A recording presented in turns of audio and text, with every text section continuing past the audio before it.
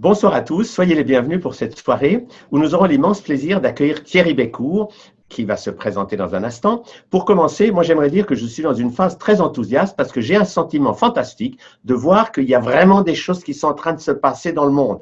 D'énormes manifestations, des discours historiques, enfin tout ça. On n'est pas dans la phase de souffrir et de subir. On est vraiment dans la phase où l'action se met en route et où les consciences s'éveillent. Donc je suis très porté par cette puissance qui est en train de naître partout. Jean-Jacques? Moi, je suis partagé. Ça dépend quel regard je porte et sur quoi je porte mon regard. Parce que d'une part, effectivement, je suis très très enthousiaste. Le 29 août dernier, il y a eu la manifestation de Berlin, il y a eu la manifestation de Londres, il y a eu une manifestation à Annecy, à Zurich, à Paris. À Ottawa aussi, qui est la capitale nationale du Canada.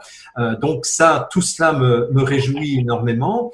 En même temps, ma nouvelle plateforme Full Life Channel a subi une attaque de la part de hackers. Et donc, depuis plusieurs jours, ma plateforme est donc en maintenance. Ça veut dire en clair que nous sommes en train de réparer cette plateforme où, comme on a développé cette plateforme de façon un peu hâtive, toutes les mesures de sécurité n'étaient pas encore mises en place et donc on s'est fait hacker.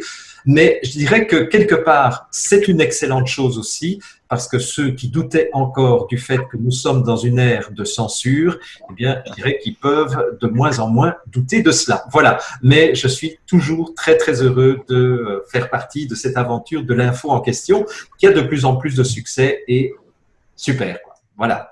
Merci. Et toi, Emma? Écoute, ça va, ça me fait plaisir d'être là comme d'habitude. Bonjour à toutes et à tous qui est tellement fidèle et tout le temps là, fidèle au poste comme on dit. Et c'est toujours un plaisir d'être là dans cette émission. Moi, j'ai passé une semaine très prenante au niveau juridique, comme vous avez peut-être suivi les événements. Hein, c'est devenu un peu la série de l'été, on est encore en été avec Emma et la boutique. Donc, pour ceux qui n'ont pas encore suivi, c'est vrai que ça n'a pas été clair pour tout le monde. La boutique donc est bien rouverte, une bonne fois pour toutes. À ma connaissance, nous sommes la seule boutique de Genève qui n'oblige pas le port du masque. Je précise donc pour les personnes qui travaillent dans les médias et qui adorent, parce que je sais qu'elles regardent aussi les émissions de l'info en question, me taxer d'anti-masque, puisque c'est à chaque fois, je crois qu'ils n'ont pas d'autre sujet que de parler d'Emma Cruzy. Eh bien, je ne suis pas anti-masque. Moi, je suis pour la liberté et mon combat, il est pour la liberté. Donc, sur la vitrine de la boutique, c'est bien écrit, les masques ne sont pas obligatoires. Évidemment, les personnes qui veulent mettre un masque sont les bienvenues. Évidemment, on est les seuls à avoir ce dispositif.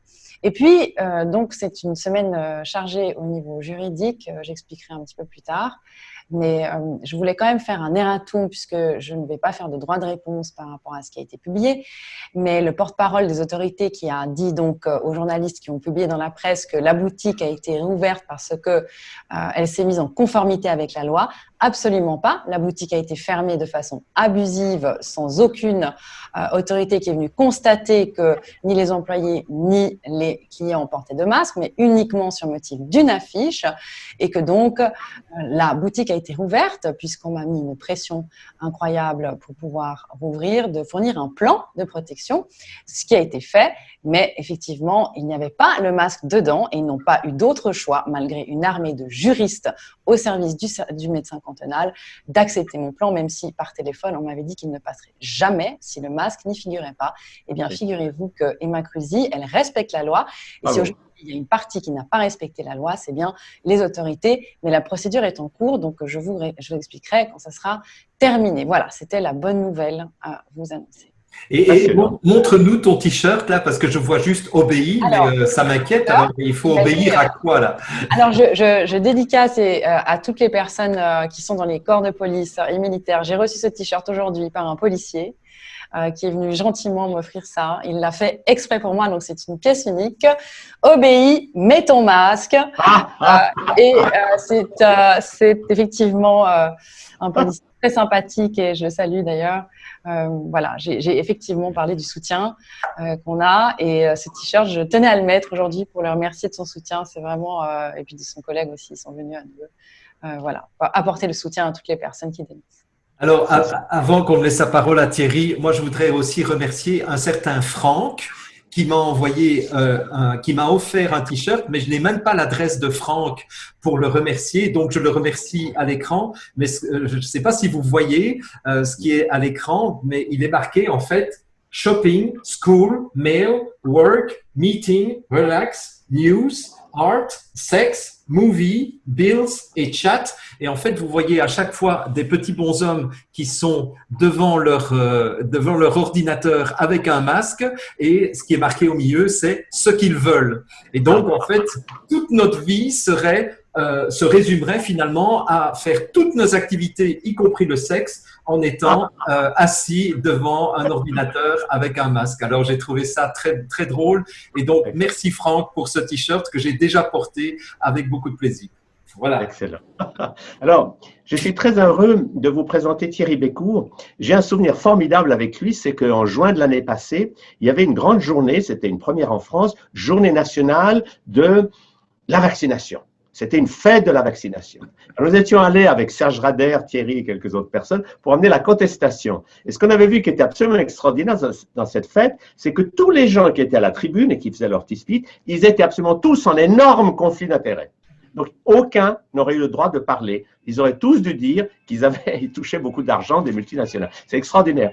Puis on s'était bien amusé parce qu'on avait justement vu la réaction des gens quand on les conteste. Moi, je me rappellerai toujours cette scène où j'avais transmis mon papier des 250 substances chimiques qu'il y a dans les vaccins et je l'ai donné au président de la Vaccine Team.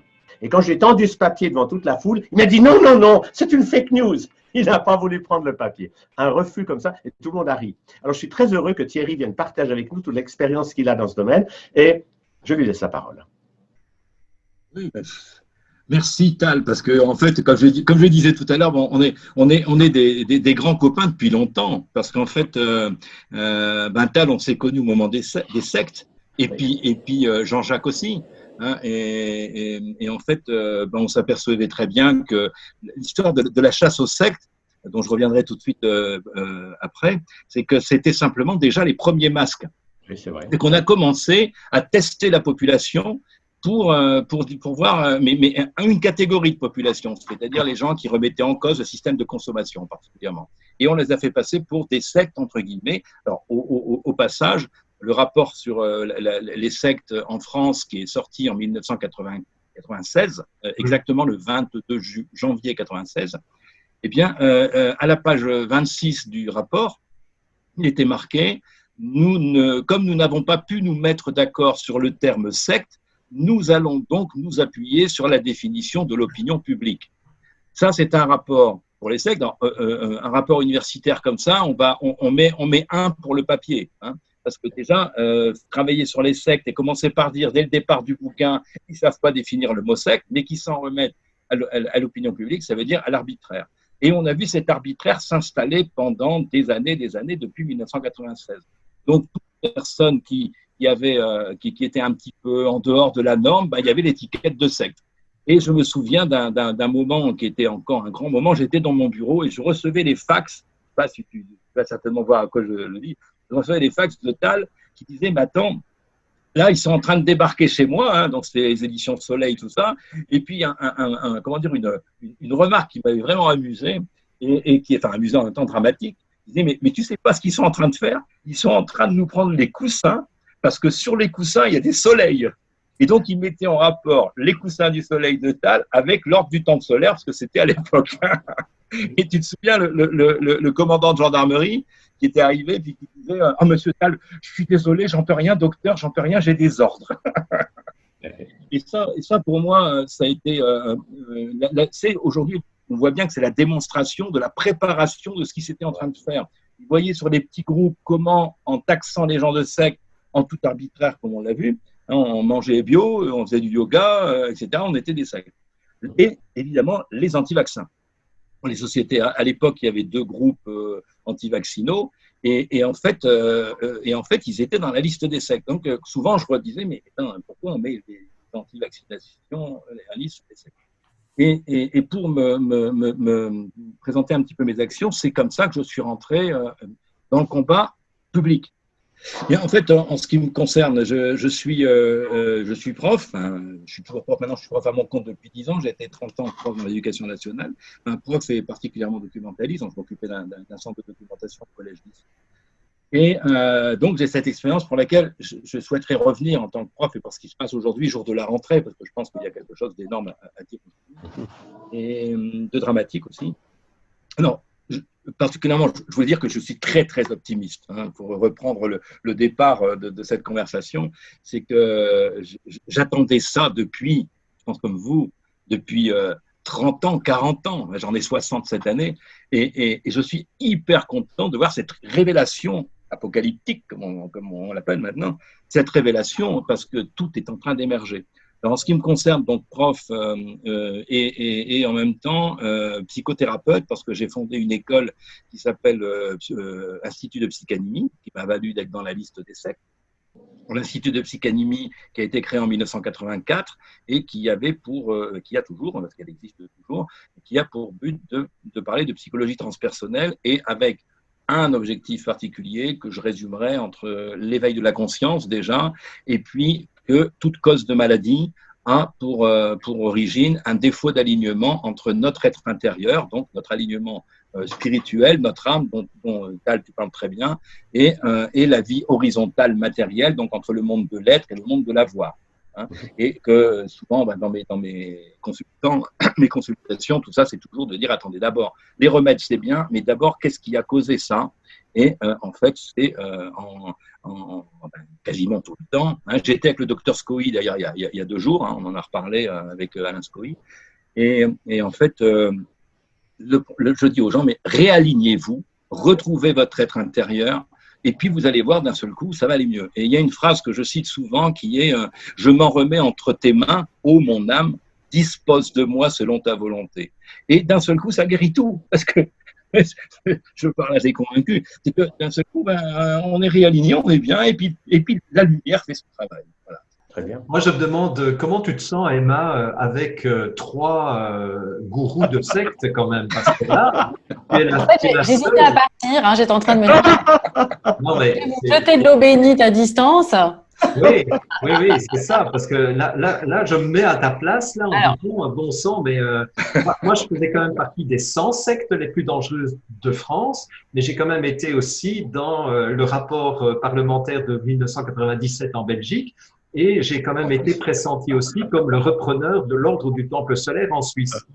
Donc, je pense que là, je suis champion de toute catégorie. Alors, Emma, comment tu te sens avec nous là pour l'instant? Écoute, je me sens très bien. Moi, je regarde les fruits qui tombent de l'arbre, d'accord? Donc, j'observe les actes. Les paroles m'importent peu, en réalité. Donc, en plus, quand on parle des vaccins, il est clair qu'il y a toujours un temps pour tout. Ceux qui ont dénoncé les vaccins il y a une dizaine d'années se sont fait traiter de tous les noms et en ont payé sacrément cher les conséquences de leur choix. Maintenant, si on ne se pose pas un peu de questions sur ce qu'il y a dans les vaccins, c'est qu'on est vraiment passé à côté du départ. Parce que moi, j'ai commencé à regarder ça il y a à peu près 7-8 ans de ça. Vraiment, ça m'a passionnée. Tout simplement parce que je voulais savoir ce qu'il y avait dans un produit qu'on pouvait injecter à mon bébé. Tout simplement. Ben oui. Et quand j'ai commencé à lire, et puis etc., un livre, 2 livres, 3 livres, 4 sources, 6 sources, je me suis dit, non mais c'est dingue, pourquoi personne… Mais juste un doute déjà. Juste un doute. Et c'est vrai qu'il y a un vrai dogme là-dessus, donc de taxer les personnes qui se positionnent par rapport à des doutes qu'elles puissent avoir sur les vaccins, de secte ou de quoi que ce soit d'autre, pour moi, c'est un signe de faiblesse mentale, tout simplement. Si on a étudié le sujet, on ne peut plus être pour les vaccins. Si on a étudié le sujet, on peut que se dire que les personnes qui vaccinent à l'heure actuelle leurs enfants ou qui se vaccinent eux-mêmes ou leurs parents ou les personnes âgées sont d'un courage hallucinant. Hallucinant. Moi, je tiens à ma peau. Donc, je sais, je suis informée. Pour moi, je ne suis pas dans la croyance, en fait. C'est juste très factuel. Et comme on se connaît maintenant, c'est vrai que Thierry, du coup, on ne se connaît pas encore. Mais je suis une personne extrêmement pragmatique et factuelle. Voilà, moi, je ne crois en rien. Pour moi, il n'y a qu'à l'église qu'on croit. Et donc, on n'est pas à l'église, là. On n'est pas en train de prêcher. On parle de faits. Donc, je me sens tout à fait à l'aise dans ce genre de discours pour répondre à ta question. Oui, ben, pour illustrer ça, et d'ailleurs, ça m'intéresserait d'avoir l'opinion de Thierry sur que faire, parce que beaucoup de parents, pour l'instant, se posent la question de quoi faire avec cette obligation du masque. Et c'est vrai dans plusieurs pays, dont le Québec, la France, je pense que la Belgique aussi. J'ai reçu une information d'une de mes correspondantes en France qui me disait que on commençait à avoir un taux inquiétant d'hospitalisation de gens qui font des tuberculoses suite au port du masque. Alors, je n'ai pas encore bien l'explication de cela, mais apparemment, ce serait une population qui fait du sport, qui fait du jogging avec le masque et dont plusieurs se retrouvent maintenant en hospitalisation avec des débuts de tuberculose à cause du port du masque. Alors, je ne sais pas, Tal, si tu as une explication. D'où viendraient ces cas de tuberculose qui, en plus, sont comptabilisés comme cas de Covid, hein, d'ailleurs. C'est que le délire du Covid est devenu encore 1000 fois plus délirant que l'histoire des masques. Parce qu'il n'y a aucun travail scientifique, aucun, qui montrerait que les masques ont la moindre utilité que ce soit. Les masques ne servent à rien du tout. Le masque dans une salle d'opération, etc., c'est autre chose. Mais le masque dans la rue, chez soi, c'est complètement abracadabra. Et moi, de ma vie, je n'avais jamais vu ça. C'est des gens qui vous disent qu'il faut mettre ces masques, et quand vous leur dites « amenez-moi une science derrière », eh ben, ils n'en ont pas. Ils répètent juste qu'ils ont lu un article, etc. C'est hallucinant. Il y a un article qui est sorti dans François de la doctoresse Nicole Delépine, qui est une grande statisticienne médecine française. Et elle montre que tout ce que disent les pro-masques, ils n'ont rien derrière eux. La seule chose qu'ils ont, c'est de traiter ceux qui ne veulent pas le masque de complotistes.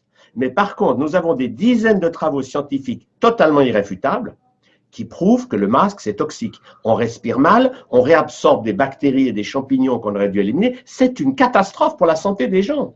Et masquer des gens des heures par jour, c'est franchement de la folie. Alors, le seul point positif que je vois, c'est que les gens vont devoir, durant ce mois de septembre, tout d'un coup dire « ça suffit ». Et ils vont devoir se lever, arracher leur masque et dire allez vous faire filer, parce que ce n'est pas vivable. Parce que vous ne pouvez pas faire gérer une école avec des enfants. Maintenant, il y a des endroits où vous dites à 6 ans, il faut déjà mettre un masque. Vous vous rendez compte, à 6 ans avec un masque, et puis l'enseignement, le contact visuel est fondamental. C'est ce que Sophie Meulman nous rapportait l'autre jour, c'est qu'en Belgique, tous les handicapés, ils ne peuvent plus lire sur les lèvres. Et la communication que vous avez un prof derrière son masque, vous l'entendez mal, et puis il n'y a plus de contact humain. Donc on veut nous déshumaniser. Et c'est ça qui est dur pour les gens à comprendre, c'est que toutes ces mesures n'ont rien à voir avec la science, rien à voir avec la médecine. Elles ont à voir avec le but de ces plutocrates qui veulent nous faire de nous des transhumains, des êtres réduits toujours plus. Alors qu'on nous attaque, que ce soit des virus ou que ce soit... Le but de ces gens, c'est de nous massacrer. Et c'est ça qui est difficile à réaliser pour beaucoup de gens. Oui, Emma. Oui, je voulais juste mettre en lien de cette vidéo une intervention qu'a fait Maître Brouza récemment concernant justement les masques à l'école en France. Il y a beaucoup de personnes qui nous écoutent depuis la France. Donc, effectivement, cette vidéo-là, je ne sais pas si les personnes qui sont aujourd'hui dans le chat ou qui vont regarder la vidéo sont au courant, mais si j'ai bien suivi, puisque j'ai regardé Maître Brouza s'énerver, il prend vraiment les choses à cœur. Et effectivement, les règlements qui sont dans les écoles pour imposer le port du masque en France n'est pas légal. Alors, je ne vais pas refaire tout le parcours de la vidéo. Elle sera en lien de celle-ci. On la mettra vraiment. C'est très important que les parents soient informés sur tout ça. Donc, c'est une vidéo que vous pourrez découvrir en lien. Et puis aussi, c'est vrai que Thierry, quand tu dis que tu n'as pas vacciné tes enfants pour les mettre à l'école en France, je pense que ce serait vraiment très intéressant de le mettre en lien de cette vidéo aussi ce que tu as fait en fait. Si tu as donc des documents à fournir, parce que on reçoit, en tout cas pour ma part, énormément de messages et de mails de familles en France qui sont complètement paniquées depuis des années et qui ne savent pas comment faire pour tout simplement pour faire valoir leurs droits en tant que parents de se positionner sur un acte médical aussi important que le vaccin. Et puis, il y a beaucoup de fausses croyances. En tout cas, juste entre parenthèses, en Suisse, ce n'est pas obligatoire. Il n'y en a plus un seul qui est obligatoire. Donc, les Suisses qui regardent cette vidéo, il y a beaucoup, et l'écrasante majorité des Suisses pensent que les vaccins sont obligatoires parce que tous les discours officiels sont faits dans ce sens-là. Or, ils ne sont absolument pas obligatoires. Le dernier qu'il était pour la diphtérie. Et moi aussi. Et puis, donc le père de ma fille et moi-même avions reçu un courrier quand elle avait 2 ans pour avoir le carnet de vaccination qu'on devait envoyer à l'État. Et puis, donc, j'avais répondu que le carnet était encore vierge, mais qu'avec grand plaisir, il serait rempli. J'attendais uniquement 2 choses. Premièrement, comme toi Thierry, le nom et le prénom de la personne en charge de mon dossier et du dossier de la petite, en cas de problème. Et deuxièmement, je voulais être assurée de façon absolument complète, à 100% en cas de problème éventuel, que la personne en question prendrait en charge tous les problèmes. Est-ce que vous savez ce qu'on m'a répondu? Eh bien, on m'a répondu quelques jours après, merci Madame Cruzy, au revoir. Voilà, c'était comme ça. Donc, j'ai jamais eu le nom d'une personne qui se portait garante. Voilà, faut comprendre ce qui se passe de façon, encore une fois, factuelle et pas dans l'émotionnel. Et je trouve que c'est très bien, Thierry, que tu puisses partager aussi ton expérience pour la France. Vraiment, je pense que les gens seront contents. Justement, pour répondre directement à ça, parce que bon, là, on est dans le concret et je pense que ce type d'émission, c'est effectivement pour donner des outils, plus que pour parler de soi-même, parce qu'on a tellement de choses à dire chacun sur tout ce qu'on a fait. Mais aujourd'hui, pour moi, on a perdu le bon sens. Alors, quand on entend Tal dire, voilà, il n'y a pas d'études scientifiques, il n'y a rien, etc. Aujourd'hui, on est dans une hystérie collective totale. Et je pense que tu l'expliques très bien, d'ailleurs, Jean-Jacques. L'histoire, à un moment, j'écoutais une de tes émissions, quand tu disais, on met les gens dans pas une dissociation, mais dans, je sais plus le terme. Sidération. La sidération. Voilà. On met les personnes dans une sidération. Au point où les gens ne réfléchissent plus. Je ne sais pas si vous avez eu cette expérience.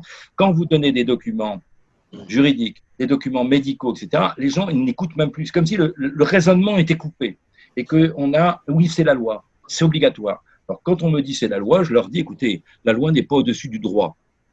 Le droit est au-dessus de la loi. Et quand on parle des droits de l'homme, on parle des droits à la santé, et là, c'est le droit primordial. Et le droit à la santé, là, j'écoutais juste avant de prendre l'émission, là, quelqu'un qui parlait du fait que c'est une véritable, c'est presque un assassinat, je ne sais plus le terme, mais on est en train avec ce qu'on met pour les enfants là maintenant particulièrement, c'est nos enfants qu'on touche réellement. Je vous dis, rien qu'aujourd'hui, une journée, ça va, mon fils n'arrête pas d'étonner. Je peux vous dire que je ne vais pas laisser faire ça sous prétexte de l'obligation d'éducation nationale. Bon, moi, je continue à faire de l'éducation en tant que prof en privé aussi. Mais il ne va pas rester comme ça à l'école pour tuer mon gosse, et pour le voir avec des problèmes, alors qu'il est en excellente santé, et le voir avec des problèmes pulmonaires, etc. Et puis, non, ça, c'est même pas pensable. Là, je pense que je vais faire un scandale très, très vite. Et alors, les histoires d'avoir des documents, Emma, pour te répondre, donc on mettra en lien le site qui s'appelle CSR, donc www.csr-savoir.sitew.org. Alors, sur ce site-là, il y a il y a à l'entrée plein de dossiers, toujours en PDF, donc très facile, il n'y a qu'à cliquer et tout le monde, il n'y a vraiment aucune opération à faire. Et sur ce site, vous avez en page d'accueil tout ce qui concerne aujourd'hui l'histoire des masques, sur l'histoire des masques, il y a plein de trucs au niveau juridique, etc. Je ne fais que reprendre des vidéos. J'étais documentaliste de métier, donc je l'ai fait. Donc je refais que reprendre des vidéos, mais au lieu d'avoir, parce qu'on est bombardé, je ne sais pas vous, mais enfin, je sais, on a des centaines de mails, j'arrive plus à répondre à mes mails, c'est même plus possible.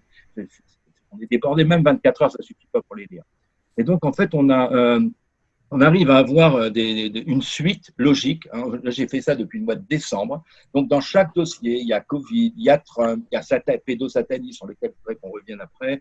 Il y a tous les sujets, il y en a une douzaine. plus après plein de dossiers. Ça, c'est en page d'accueil, en suivi. Par contre, il y a un onglet dossier juste à côté et vous verrez, il y a un dossier vaccination. Il y a entre autres, vous y verrez Tal, quelques vidéos de Tal, mais des vidéos de Rader, des vidéos de Vercouter, malheureusement, qui était un de mes amis intimes. Hein, et je pense aussi, toi, Tal, qui est parti malheureusement pas bien. Et tous ces gens-là parlent de la vaccination. Et aussi, surtout, des dossiers aussi en PDF où il y a, par exemple, comment faire devant l'administration. Avec tous les droits, y compris les conventions, la convention d'Oviedo, la loi Kouchner, tout est expliqué. Et face à ça, à la fois en droit et à la fois en sciences, en démonstrations scientifiques, les gens je veux dire, ah oui, le petit Bécourt, vous le prenez, vous dites rien à personne. Parce que c'est imparable. Parce qu'ils savent. Et d'ailleurs, les gens qui reçoivent ça, ils se disent, merde, c'est vrai ce qu'il dit, on va les vérifier. Ils ont mis 3 mois pour me répondre. Et ils se disent, mais moi aussi j'ai des enfants.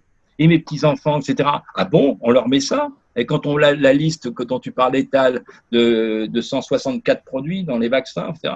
La dernière vidéo qui a été faite avec Frédéric Chaumont, ben, je veux dire, c'est avec le vaccin d'aujourd'hui, mais quand on voit ça, on ne peut pas rester, comme tu disais, Emma, tout à l'heure avec ta fille, on ne peut pas rester indifférente. Alors, je termine juste avec ça. Pourquoi je vous parlais qu'à Menton-Saint-Bernard, c'était des gens aisés, etc. Pourquoi je disais que c'était important? Parce que ça m'a interpellé. Je voyais, j'ai eu mon fils à 50 ans, donc j'étais plus le grand-père, et eux, c'était des jeunes, tout ça, donc c'était des jeunes loups qui sortaient des grandes écoles, etc. Donc, vous pouvez réfléchir. Et moi, bon, j'étais papa quand même, j'étais pas grand-père, mais bon, même pour eux, c'était le cas. Et donc, ils me disaient tous, ah mais t'as raison, hein, Thierry, c'est vrai, c'est grave ce qu'on met là. Les vaccins, c'est dangereux. Ça. Et je dis, bah alors, pourquoi vous le faites pas? Ah, mais je dis, Carnet, moi je le fais, Théo, il n'est pas vacciné. C'était le seul hein, dans toute l'école. Hein. Et je dis, pourquoi vous le faites pas? Et ils me répondaient, ah oui, mais c'est obligatoire. Alors je leur disais, mais mes amis, on est en train de vous faire l'obligation d'empoisonner vos enfants. Vous êtes d'accord? Oui, oui.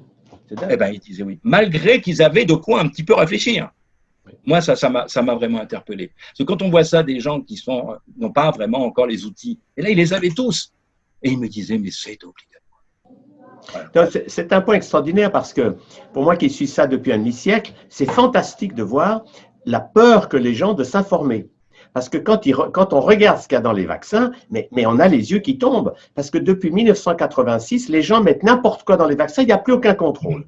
Donc, c'est une soupe à l'ortie, ou ce que vous voulez, une soupe du diable hallucinante. Il y a non seulement du thiomérosal qui est hyper toxique, l'aluminium à des doses d'une toxicité folle. Normalement, on n'a pas le droit de mettre dans un aliment ou dans un médicament ou dans un vaccin des doses d'aluminium plus que tant. Il y a une norme. Et dans un vaccin qu'on donne à un nourrisson, il y a 60 fois la dose. Mais ça s'appelle de l'assassinat. Moi, si je mets de l'aluminium ou un produit comme ça, de l'arsenic dans la soupe de ma belle-mère, je vais en prison. Mais les marchands de vaccins, depuis, ils ont une immunité totale. C'est de la folie pure. C'est pour ça qu'il faut informer les gens. Et je rejoins tout à fait Thierry. Moi, j'ai aussi fait un e-book là-dessus qui s'appelle Vaccins, bienfaiteurs ou assassins, où je montre toutes les stratégies que les parents français ont trouvées pour éviter les vaccins. Parce que la clé, c'est justement de responsabiliser ceux qui sont en face de nous, qui ne puissent pas durcer la loi. Il faut leur dire, vous êtes responsable de ce que vous faites. Et si vous empoisonnez mon gosse, vous allez voir. Et là, du coup, c'est eux qui tremblent. Et il faut aujourd'hui se défendre. On ne peut pas laisser nos enfants se faire massacrer, parce que ce n'est plus, on n'a plus affaire à des mesures, on peut dire oui, on peut dire non, non. On a affaire aujourd'hui à un génocide. C'est véritablement un génocide planétaire. Donc, on doit absolument se réveiller. Et je suis sûr qu'on va le faire. On ne peut pas continuer à dormir en disant « Oh ben non, je fais confiance, les industriels, c'est des braves gens, ils veulent mon bien. » Non, ils veulent votre mort. Oui, et c'est comme ça, il faut se réveiller. Et c'est ça qui est passionnant. Et je rejoins tout à fait ce que dit Thierry. Nous devons aujourd'hui dire aux gens « Informez-vous. » Lisez tous ces dossiers, ces PDF, etc. Vous choisissez là-dedans et puis ensuite vous imprimez un ou deux et vous allez avec vos documents chez le professeur et avec ces documents, vous faites simplement marcher les choses justes. Il y a par exemple un papier aussi qui est la loi du libre consentement éclairé qui fait qu'on n'a pas le droit de faire à votre enfant un test ou un vaccin sans votre accord. Donc, il faut envoyer ça au professeur, au directeur en disant, et puis il faut dire à vos enfants que si jamais on veut leur faire un test ou quelque chose, ils prennent leurs jambes à leur cou. Parce que c'est vraiment dangereux. Nous sommes dans une situation de guerre. Comme Macron a dit qu'on était en guerre, oui, mais ce n'est pas une guerre, ce n'est pas contre le virus, c'est une guerre contre les populations. Et c'est ça qu'il faut comprendre. À toi, Jean-Jacques.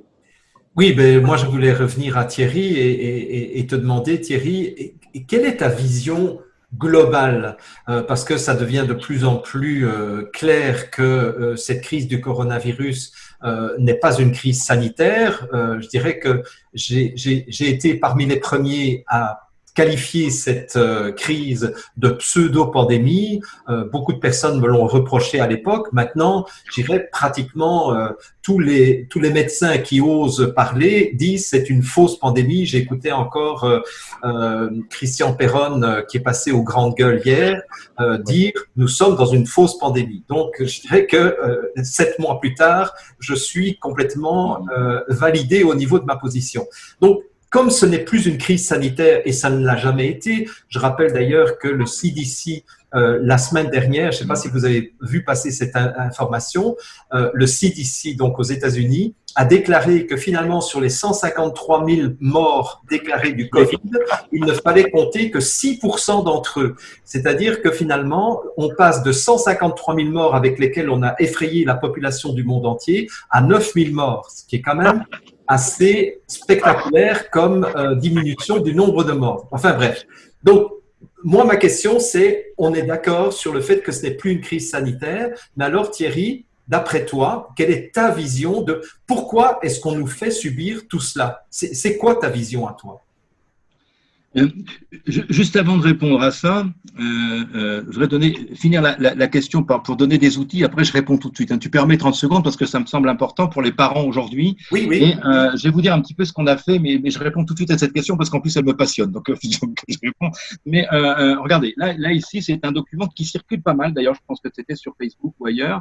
Hein, et ce document, je ne sais pas si vous le voyez, je vais vous le lire rapidement. Ça s'appelle Avenant dérogatoire à la fiche infirmerie d'information sanitaire et d'urgence sanitaire.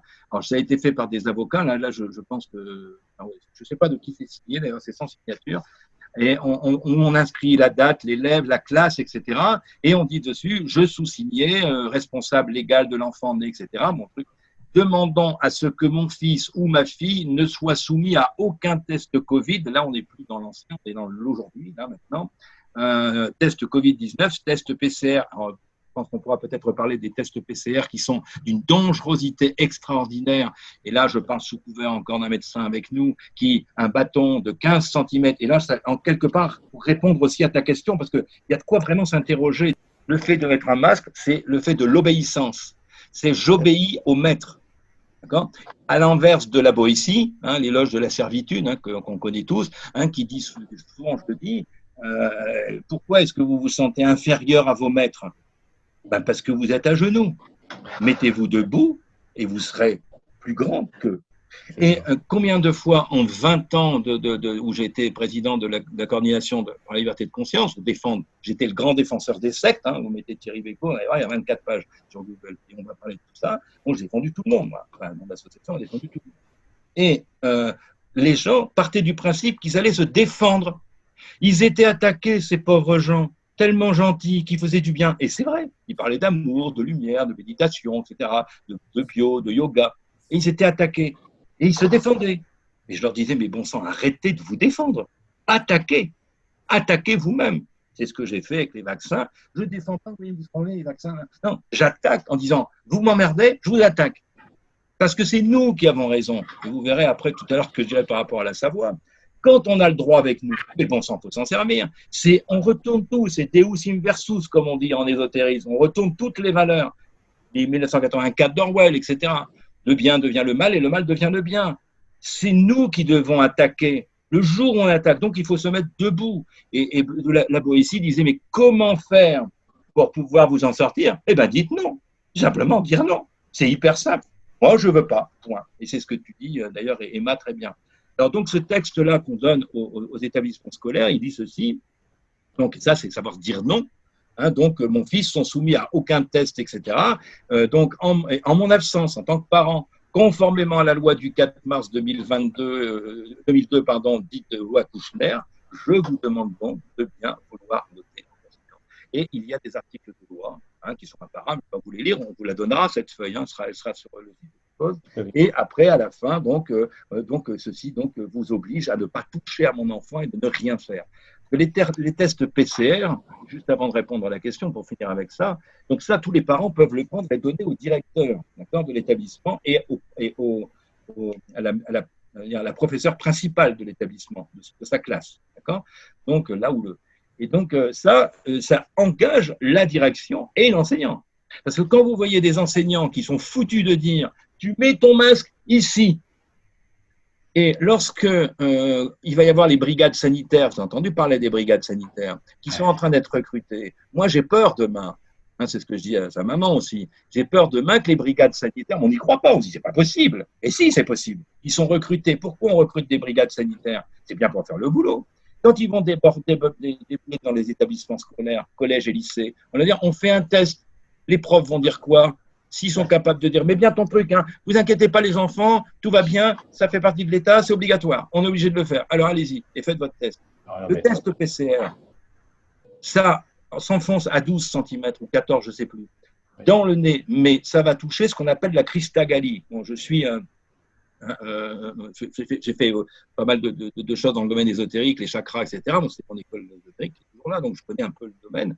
Et là, je pense que tu auras quelque chose à dire là-dessus. Je pense que intéressant que tu interviennes tout de suite après. C'est absolument scandaleux. On est en train d'enfoncer jusqu'à la structure qui soutient le cerveau, et tu trouves cette structure qu'on appelle la cristagalie. Et cristagalie, c'est Christ. Il n'y a pas de mot au hasard. On est en train de nous foutre en l'air quand on a coupé le lien avec notre âme en faisant les vaccins et petit bus, comme c'était tout à l'heure. Là, on trouve de telle manière à ce qu'on laisse passer tous les virus et autres, tout ça. Bon. Juste avant de répondre, écoute, Tal, vas-y, parce que je pense que tu as quelque chose à dire sur le PCR et tout le reste. Le test PCR, c'est un scandale absolu. D'abord parce qu'il ne veut rien dire du tout, il veut simplement dire qu'on trouve du matériel génétique. Et puis c'est vrai que c'est un test hyper traumatisant. C'est un grand traumatisme. On brise la barrière hémato-encéphalique, c'est un acte terrible. C'est comme un vaccin. Un vaccin, on ne tient pas compte des défenses naturelles. Allez, on vous balance dans le sang toutes sortes de produits chimiques. C'est complètement dément. Et c'est un refus total de la médecine qu'on a depuis des millénaires qui consiste à tenir compte de chaque personne telle qu'elle est. Mais faire le même test à tous, allez hop, c'est parti, c'est de la folie pure. Et je rejoins tout à fait ça. Il faut absolument dire non à tout ça. Alors, ce que tu dis à propos de la cristagalie, ça me fait penser à autre chose. Est-ce que vous avez remarqué comment on prend la température des gens dans la plupart des pays actuellement avec un laser pointé au même endroit sur le troisième œil, sur la glande pinéale. Et je pense que ce n'est pas par hasard. Et en plus, j'en ai parlé avec plusieurs infirmières ces derniers temps qui me disent que ce n'est même pas l'endroit où on a la prise de température la plus fiable parce que le front est plus froid que d'autres parties du corps. Donc, si on veut vraiment faire un relevé de température, c'est à d'autres endroits du corps qui sont tout à fait accessibles, même quand on est habillé. Et je dirais que tout ça, pour moi, ça procède de quelque chose qui est planifié pour détruire la dimension spirituelle de l'être humain. Alors, vas-y maintenant, Thierry.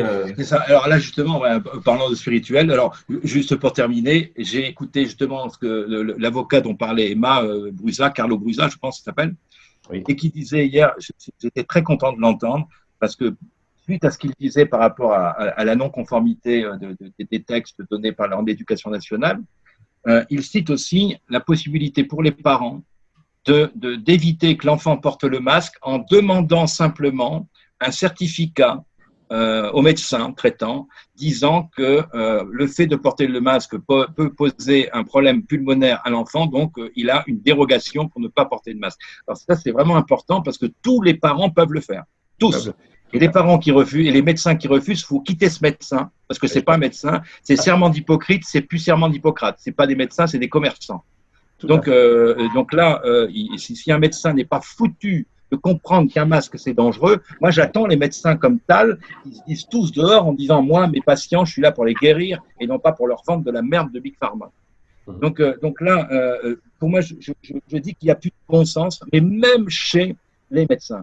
Vous savez, j'ai eu à défendre, que tu connais certainement Tal, toi aussi je pense Jean-Jacques, c'était médecin homéopathe Guignot, Gérard Guignot, qui a fait qui était responsable d'une école d'homéopathie dans les années 80-90 nationale. et qui avait pour spécialité le cancer, mais avec l'homéopathie. Et Gérard était mon premier médecin homéopathe, donc quand j'avais 17 ans, donc on s'est suivi, mais après je l'ai défendu. Et il a passé 22 ans de procès, parce qu'il s'attaquait au lobby cancéreux, mais avec la médecine homéopathique, acupuncture, etc. Il s'est défendu pendant 22 ans. Ça lui a coûté une blinde et des emmerdes, faut imaginer. Je lui ai dit, écoute, il était accusé de secte, il était vraiment dans les sectes, hein, c'était un médecin, il rayé de l'ordre, etc. D'ailleurs, on l'a rayé de l'ordre. Et je lui ai dit, écoute, à un moment, je lui ai dit, écoute, il y a 22 ans de procès, il faut arrêter ce que je disais tout à l'heure, il faut arrêter de te défendre. Attaque. Il a attaqué, ça a mis même pas 2 ans pour qu'il gagne. 1 an après, il est mort du cancer. Mais en tout cas, lui-même qu'il a attaqué a passé toute sa vie. Mais il a attaqué. Et là, aujourd'hui, c'est ce que je voudrais vraiment passer comme message. Il ne faut même pas se défendre, il faut attaquer ces criminels et ces psychopathes. C'est vraiment important. Et c'est ce qui est en train de se faire. Moi, je suis aussi très positif avec ça. Alors, je répondrai en tant que spiritualiste, parce que ma finalité, je suis ritualiste depuis 30 ans, je suis dans tous ces milieux hermétiques, plus ou moins christiques, plus ou moins hermétiques, et je connais relativement bien, j'ai écrit plusieurs ouvrages sur le sujet, je connais relativement bien le milieu des rituels, de l'ouverture à la lumière, etc. Parce qu'un rituel hermétique, c'est qu'est-ce qu'on demande? Qu'êtes-vous venu chercher ici? On répond la lumière. Nous sommes là pour aller chercher la lumière. Et c'est ça qu'on attaque. Alors, comment on attaque ces ordres lumineux? Eh bien, c'est simplement en mettant encore une fois à l'envers. C'est-à-dire qu'on va faire de l'entrisme dedans et on va tout simplement parler le bien devient le mal. Hein, il suffit simplement de parler du Christ. Hein, je ne pense pas que les messages du Christ, si vous les lisez, je pense qu'ils sont y compris dans les écrits de Nag Hammadi, etc. Vous regardez les écrits de la mer morte et tout ça, je pense que vous êtes vraiment émerveillés. Mais il n'y a pas que le Christ. Et quand on voit ce que c'est devenu, l'Inquisition, je ne pense pas que l'Inquisition c'était voulu par le Christ. Bon, l'Église catholique non plus. Hein, quand on voit ce qui se passe dans l'Église catholique, qui est en train d'être révélé maintenant, c'est pas le Christ. Eh bien, dans tous les ordres initiatiques, ça a été toujours la même chose. Dans les écrits les plus anciens, qu'on retrouve au Tibet particulièrement, dans ce qu'on appelle les stances de Xian, eh bien, on retrouve des écrits qui disent que l'humanité était consciente depuis 18 millions d'années. Alors, 18 millions d'années, c'est pas tout à fait ce qu'on dit dans notre histoire, qu'on nous apprend dans les bancs de l'école, d'accord? Et pourquoi? Parce qu'il y a eu des civilisations qui ont changé. La Lémurie, alors on dit qu'il y a 44 millions d'années, la Lémurie arrive avec 44 millions d'années. Et après, les Atlantes, il y a 4 millions d'années, enfin, etc. Donc, toutes ces choses-là font qu'on a une histoire qui est totalement tronquée. Mais dans les anciens textes qu'on a, donc les Védas, les stances de Xian, etc., on retrouve ça dans le bouddhisme ésotérique, etc. C'est une des raisons pour laquelle je me rends régulièrement dans l'Himalaya. Et ces textes, je les ai eus en main, en sanskrit, mais je peux les faire traduire. Et donc là, il y a quelque chose qui se passe aujourd'hui. C'est ma vision, d'accord? Mais elle peut être étayée avec beaucoup, beaucoup d'arguments. C'est qu'aujourd'hui, quand on parle d'apocalypse, c'est pas quelque chose qui vient d'aujourd'hui, juste maintenant. Même pas du 19e siècle avec les Rothschild, les Rockefeller, etc. C'est quelque chose qui date de très longtemps, qui remonte à des milliers d'années, sinon plus, et qui est la résolution d'un conflit entre les forces de l'ombre et les forces de la lumière, pour être un petit peu manichéen, mais et c'est l'aboutissement de quelque chose. Alors pourquoi je dis ça? Parce que tout simplement, ça a été écrit depuis très longtemps. Il suffit d'aller voir les Védas. Dans les Védas, on vous parle du Mahabharata, c'est des documents historiques. Or, les Védas remontent à bien plus que 3000 ans. Hein, parce que pourquoi on les a fait remonter à 3000 ans? Que vous voyez des universitaires indiens disent mais c'est bien plus que 3000 ans avant Jésus-Christ. Hein, pourquoi? Parce qu'on dit la Bible, l'Ancien Testament, ça relève avec les premiers scribes hébreux à moins 3000 ans, donc il n'y a rien avant. Les Védas datent de bien plus que 3000 ans avant Jésus-Christ. Et dans ces écrits, on parle du Mahabharata. Tiens, c'est bizarre. Quand on voit le Mahabharata, on parle de guerre dans les cieux. Vishnu, Krishna, enfin tous ces personnages qui ont été mythologisés au temps, et on voit des guerres dans les cieux. Mais ce qui est terrible, c'est qu'on parle de véhicules qu'on appelle des Vimana. Alors vous pouvez chercher V-I-M-A-N-A, Vimana sur Internet. Vous allez être scié. Vous allez vous dire, mais c'est pas possible. C'est dans des écrits qui remontent à des milliers d'années bien avant l'ère chrétienne et qui parlent d'objets volants. Mais mieux que ça, on dit, ouais, bon, ouais, c'est… Non, non, mais attendez, mieux que ça. C'est qu'on décrit comment ils sont. On nous décrit physiquement comment ils fonctionnent. Et tous les procédés techniques et scientifiques sont écrits dans les Védas. Il faut ouvrir les yeux. Et donc, on n'a pas pu l'inventer. Au point où les ingénieurs indiens reprennent les écrits des Védas pour construire des Vimanas aujourd'hui. Et je peux vous dire qu'ils le font. Donc, il y a bien des milliers d'années avant, il y avait ces conflits. Dans le Mahabharata, c'est décrit comme un… D'ailleurs, ça a été fait par le film, le Mahabharata, a été fait par un grand cinéaste américain, dont j'ai oublié le nom, et qui retrace l'histoire de l'humanité. Et dont le berceau était dans l'Inde et en Afrique. Et donc, il y avait des combats dans les cieux. Et ces combats font que le Mahabharata dit que les forces de lumière ont perdu à l'époque. Et que l'humanité a été mise sous perfusion du mal, de l'ombre. Là, on parle de plein de complots. Écoutez Élisée Davidaïf, il en parle très bien. D'ailleurs, il vient d'intervenir, je pense qu'on en reparlera certainement à Londres le 29. Eh bien, on est dans un conflit qui est un conflit millénaire. Et aujourd'hui, ce n'est pas que l'humanité qui est prise. L'humanité est prise en tenaille avec des individus qui sont sombres. Ah, c'est passionnant. Et je crois aussi que tout ça, ça demande qu'on s'informe par étapes. Parce que moi, j'écoute David Icke depuis 30 ans, mais il y a 30 ans, j'avais de la peine à le suivre. Et puis, au fil des années, j'ai vu que tout ce qu'il a prévu il y a 30 ans se déroule pas à pas. Son discours à Londres l'autre jour était extraordinaire. Ça fait longtemps qu'il annonce les choses parce que c'est un plan très méthodique. Et tous ceux qui ont mis en place ce plan, qui sont les forces de l'ombre, eh bien, ce qui est passionnant aujourd'hui, c'est qu'ils ont tout mis en place pour gagner, mais ils sont vraiment en train de perdre. Et là, je te rejoins tout à fait. Ils ont pratiquement perdu. Et c'est parce qu'ils sont désespérés qu'ils essaient désespérément de contrôler tout le monde. Mais ils ne peuvent pas gagner. Parce que quand ils disent qu'on va mettre des masques toute notre vie et plus jamais embrasser nos grands-mères, c'est… Écoutez, est-ce que les gens vont admettre ça? Il va y avoir ce réveil. Et le réveil est en train de se faire. Au mois de septembre, regardez le nombre de gens qui commencent à bouger. Et c'est ça le côté passionnant. Très bien. Je crois qu'il est temps que nous passions un petit peu maintenant à nos différentes rubriques. Est-ce que tu veux commencer, Emma? Oui, effectivement. J'aimerais partager un témoignage que j'ai reçu. Une aide-soignante à Genève. Donc, en Suisse, on appelle les EHPAD, on les appelle des EMS. Donc, j'ai reçu un témoignage qui m'a vraiment beaucoup touchée d'une aide-soignante qui travaille dans un EMS ici à Genève. Et nous sommes restés quasiment 1 heure au téléphone. Alors, je vais vous expliquer ce qui se passe dans les établissements pour personnes âgées à Genève. Et les témoignages, je sais qu'ils vont continuer à pleuvoir parce que j'en ai encore pas mal à lire dans les emails. Alors, ce qui se passe, c'est que maintenant, il fait un petit peu moins chaud, mais ça va revenir la semaine prochaine.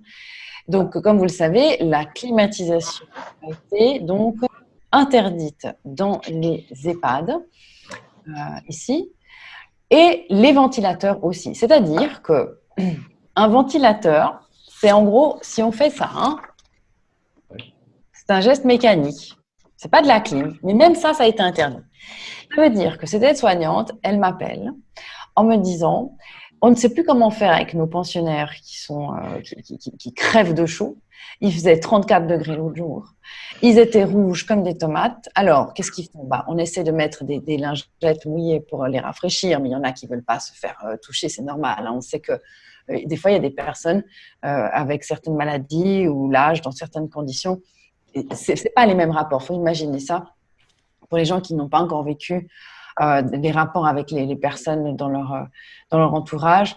Moi, je l'ai connu, j'ai eu un père malade pendant 10 ans qui a été 5 ans de sa vie dans un établissement comme ça, donc EHPAD, et je peux vous garantir que si mon père était encore aujourd'hui dans un EHPAD, eh bien, ça ne se passerait pas comme ça, je ne le laisserais pas faire. Mais ça, on y viendra à la fin. Donc, du coup, elle a commencé à m'expliquer ça, et ce qu'il y a de plus dingue, en fait, là-dedans, c'est que non seulement les aides-soignants se retrouvent aujourd'hui dans ces EHPAD à avoir des conditions de travail déplorables, mais en plus, ils se rendent bien compte que leurs pensionnaires, les personnes qui sont âgées dans ces moments-là, elles sont en fait dans un système que jamais, historiquement, elles n'auraient pu connaître. Je vous donne un exemple très concret, d'accord ? Le port du masque Très simple. Les aides-soignants aujourd'hui qui travaillent, ils arrivent le matin, ils ont un masque qu'on leur donne pour travailler pendant toute la journée. S'ils en veulent plus, ils doivent l'acheter. Vous imaginez? Vous arrivez au travail en tant qu'aide-soignant et on vous dit, il faut changer un masque tous les 3 heures, tous les 4 heures, mais là, vous pouvez venir de 8 heures le matin jusqu'à 20 heures parce qu'il y a des gens qui travaillent quand même 12 heures par jour, il faut le dire, et on leur donne un masque. Donc, qu'est-ce qui se passe, les aides-soignants, pendant leur pause déjeuner, puisque moi, je vous raconte ce qu'on m'a dit, donc une personne qui travaille dans ces conditions, ils font quoi, les aides-soignants? Ils le mettent dans la poche, puis ils le ressortent après. Donc déjà, merci les autorités de vous occuper des aides-soignants. C'est bien sympa de demander à toute la population d'applaudir à 21h au mois de mars pour dire bravo, mais quand on voit maintenant dans le concret et dans les faits ce que les autorités font pour les aides-soignants, c'est en gros vous dire on n'a complètement rien à faire de vos histoires. Et moi, je trouve ça hallucinant aujourd'hui qu'il y ait des aides-soignants qui travaillent dans des conditions pareilles. Mais au-delà de ça, il y avait une dame dans cette EMS, cette EHPAD. Je ne sais pas son âge, mais elle était apparemment avec peut-être un début d'Alzheimer. Enfin bref, elle ne voulait pas, une pensionnaire, porter de masque. D'accord? Elle a dû être emmenée par des aides-soignants voir un médecin externe pour une consultation. Parce que tous les médecins ne sont pas dans les EHPAD. Donc, ils ont emmené cette dame chez le médecin qui lui-même avait le masque. Et la patiente, donc cette dame âgée, ne voulait pas mettre le masque. Et le médecin a dit, je n'ausculterai pas cette dame si elle ne met pas de masque. Est-ce que vous imaginez le scandale, l'abomination? Moi, quand j'entends ça, excusez-moi, mais je pète un plomb. On nous dit, les autorités à Genève, que le masque est là pour protéger les personnes à risque.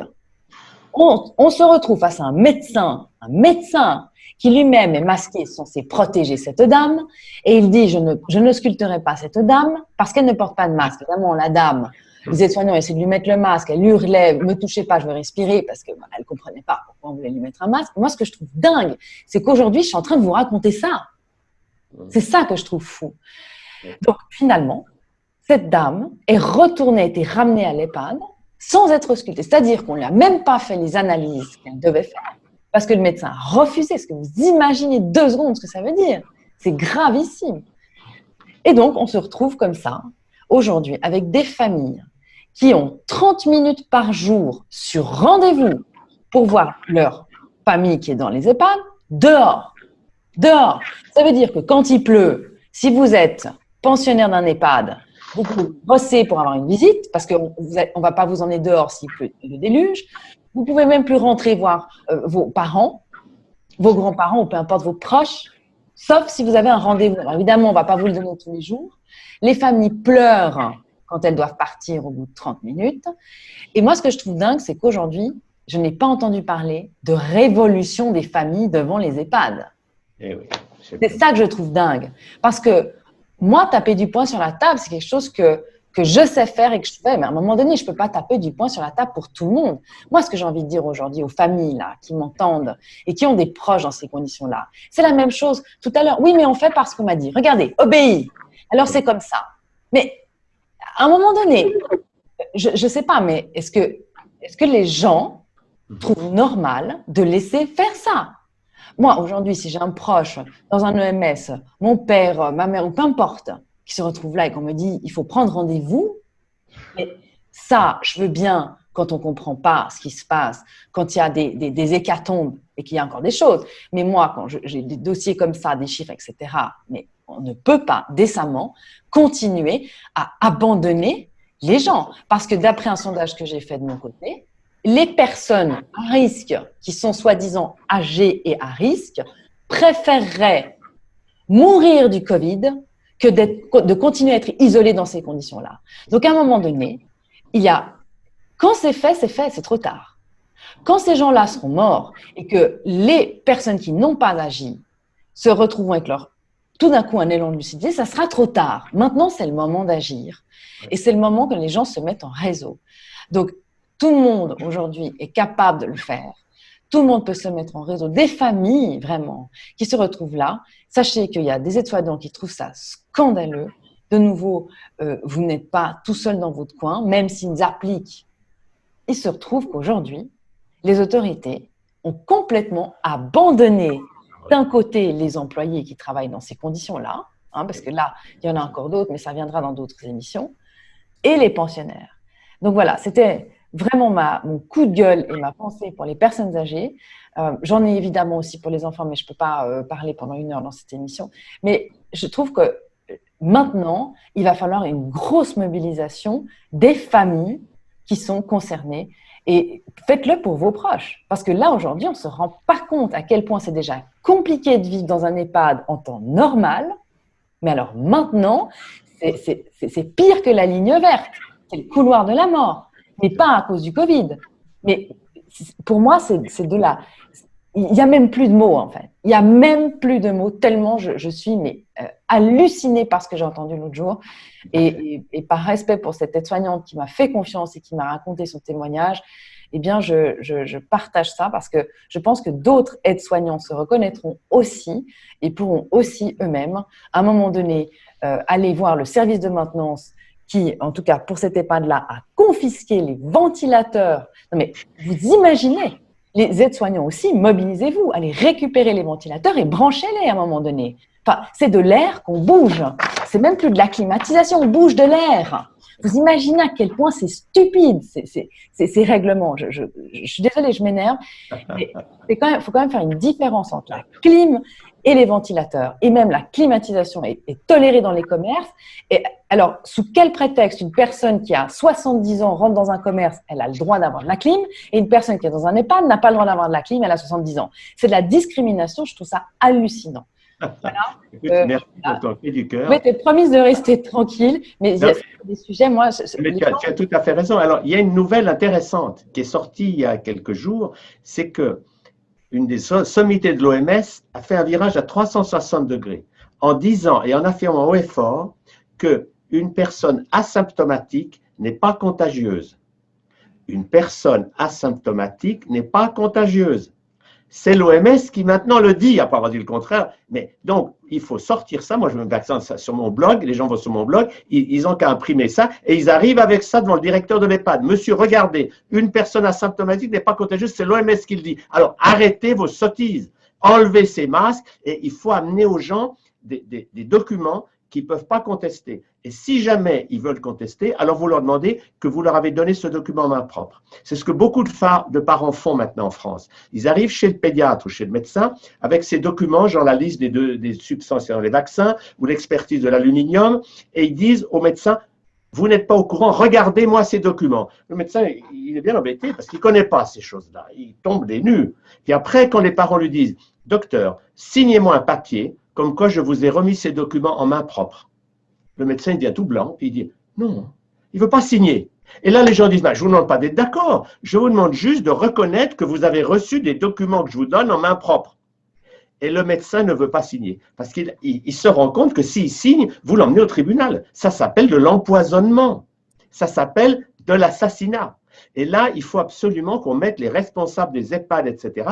Il faut arriver chez eux avec un document qu'on leur demande, on leur met dans la main, on leur dit signez là, pour les responsabiliser. Ils font comme si c'était normal. Et comme s'ils avaient les lois avec eux et l'OMS avec eux. C'est extraordinaire de voir que même l'OMS maintenant a changé tellement d'avis. Ils changent tout le temps d'avis, mais là, on a vraiment des éléments forts pour faire changer les gens. Jean-Jacques, qu'est-ce que tu veux nous dire aujourd'hui? Eh bien, je vais aller dans, je dirais, je vais m'appuyer sur l'énergie d'Emma qui a poussé son coup de gueule et moi, je voudrais parler aussi et pousser aussi mon coup de gueule parce que c'est déjà un coup de gueule que j'ai poussé en 2009 lorsque je me suis battu contre le projet de vaccination H1N1.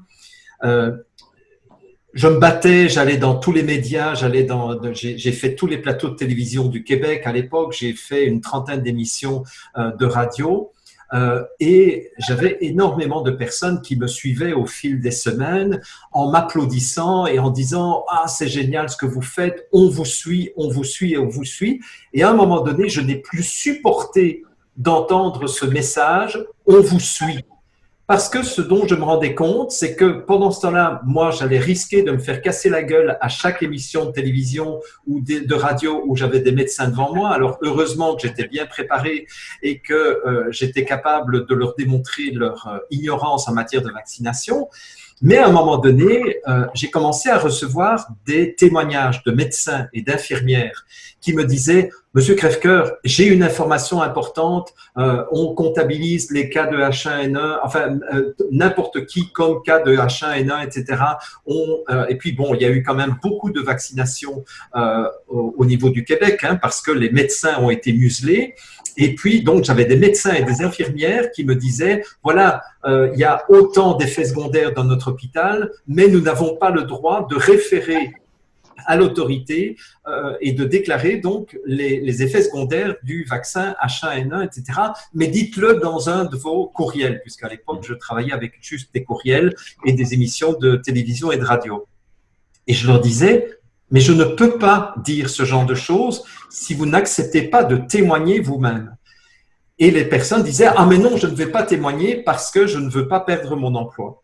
Et c'est là où je voudrais en venir, c'est que ça me ramène en fait une fois de plus, parce que déjà en 2009 j'étais dans cette vision des choses, ça me ramène à la Deuxième Guerre mondiale, où on peut se demander, mais à un moment donné, comment ça se fait qu'il y a eu autant de rafles sur le territoire français? Comment se fait-il qu'il y a eu autant de personnes qui ont été déportées parmi les juifs de la population française vers les camps de concentration, vers les camps de travail, etc.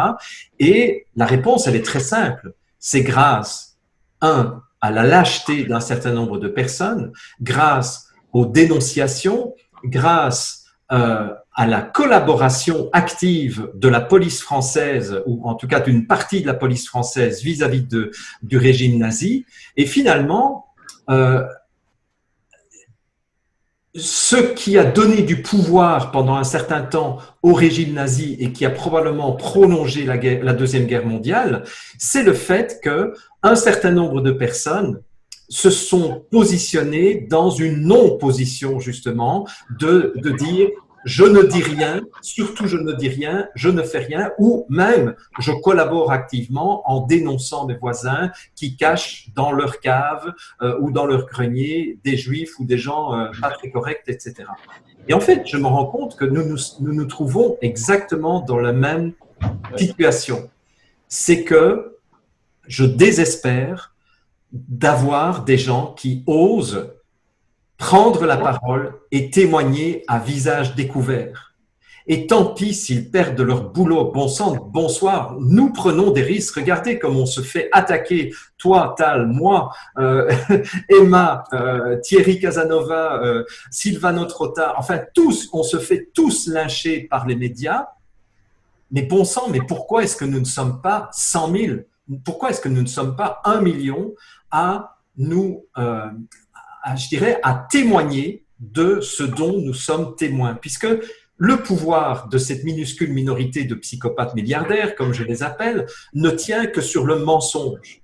Mais ce mensonge ne peut exister que parce que les gens qui sont les exécutants de ces mensonges sauvent leurs fesses, protègent leur petit confort, plutôt que de dénoncer les choses dont ils sont témoins. Je ne peux pas imaginer les gens qui travaillent dans des compagnies pharmaceutiques, qui produisent des vaccins, se taire, fermer leur gueule.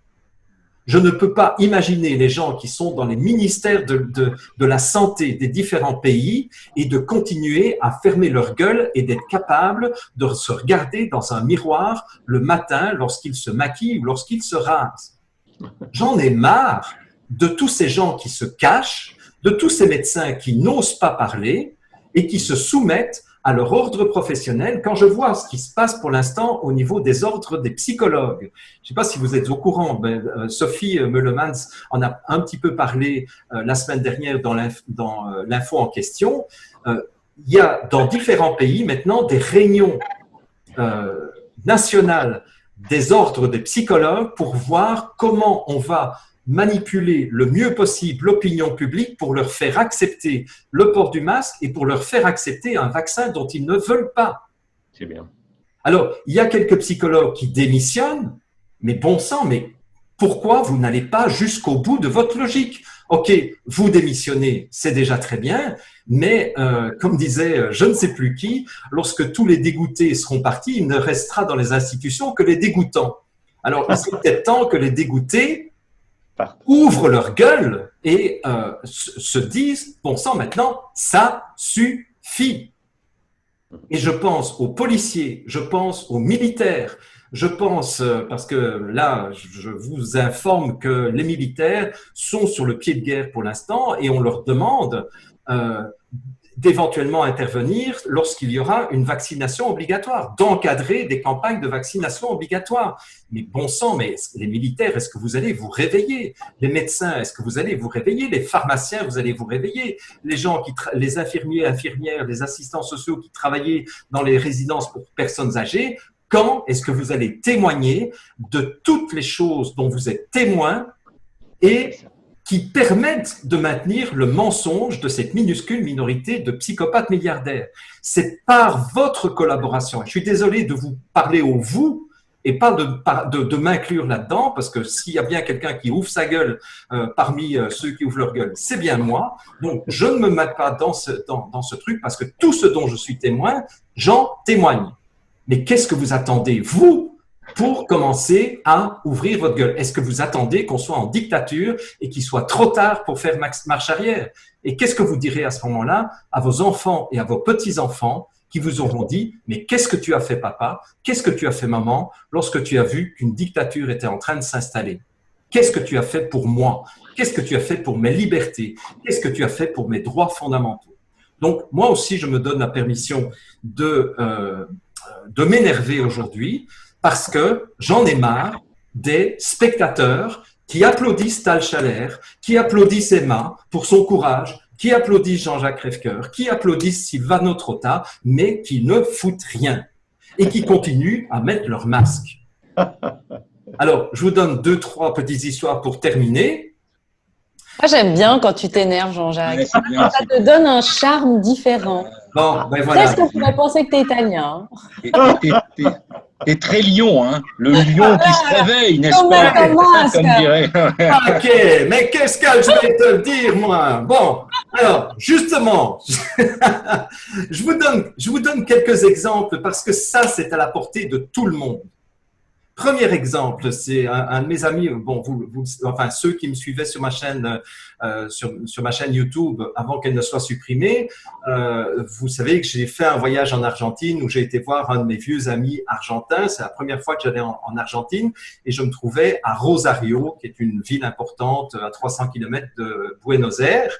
Et donc, j'ai eu un appel téléphonique lundi, donc il y a quelques jours, de mon ami argentin qui me parlait de ce qui s'est passé à Rosario. Et à Rosario, le maire de Rosario est devenu complètement fou, puisque là, il a décrété que le virus devenait beaucoup plus dangereux à partir de 19 heures.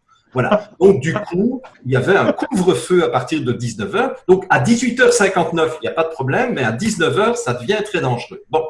Et c'est pas la seule ville, d'ailleurs, où il y a un couvre-feu.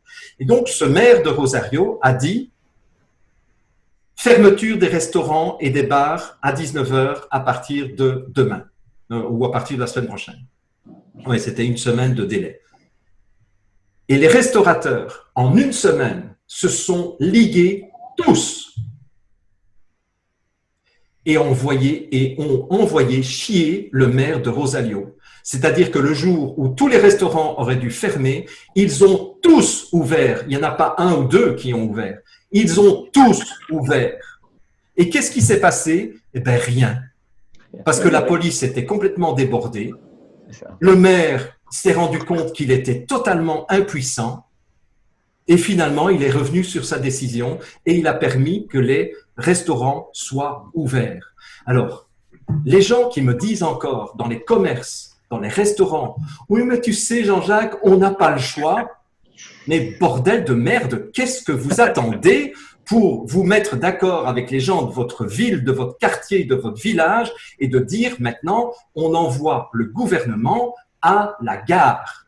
On les envoie on les renvoie avec leurs mensonges, c'est terminé. Nous, on retravaille de façon tout à fait normale, sans masque, sans distanciation sociale, mais si tout le monde fait cela, mais qu'est-ce que vous voulez que la police fasse encore? Quoi? Arrêter tout le monde? Mettre tout le monde en prison? C'est quoi ça? Regardez, allez, je vous donne encore deux, trois exemples rapides et puis j'arrête de m'énerver. Mais quand Loukachenko, hein, dont j'ai déjà, à qui j'ai déjà fait allusion, a dit à l'OMS, allez vous faire foutre avec vos 92 millions de dollars, où vous me demandez en échange de ça de fermer et de mettre le confinement au niveau de la Biélorussie, que je dirige depuis 24 ans, allez vous faire foutre. Dans les 15 jours qui ont suivi, c'est le FMI, le Fonds monétaire international, qui lui a proposé 900 millions de dollars. Il leur a dit, allez vous faire foutre.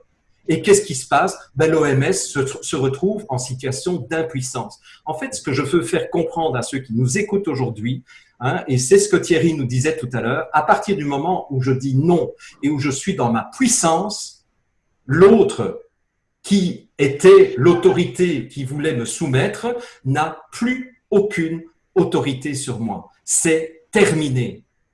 Et donc, nous pouvons mettre fin au pouvoir qui nous, je dirais, qui nous emmerde pour l'instant. Nous pouvons y mettre fin en disant tout simplement non, je refuse de faire ce que vous me demandez. C'est terminé.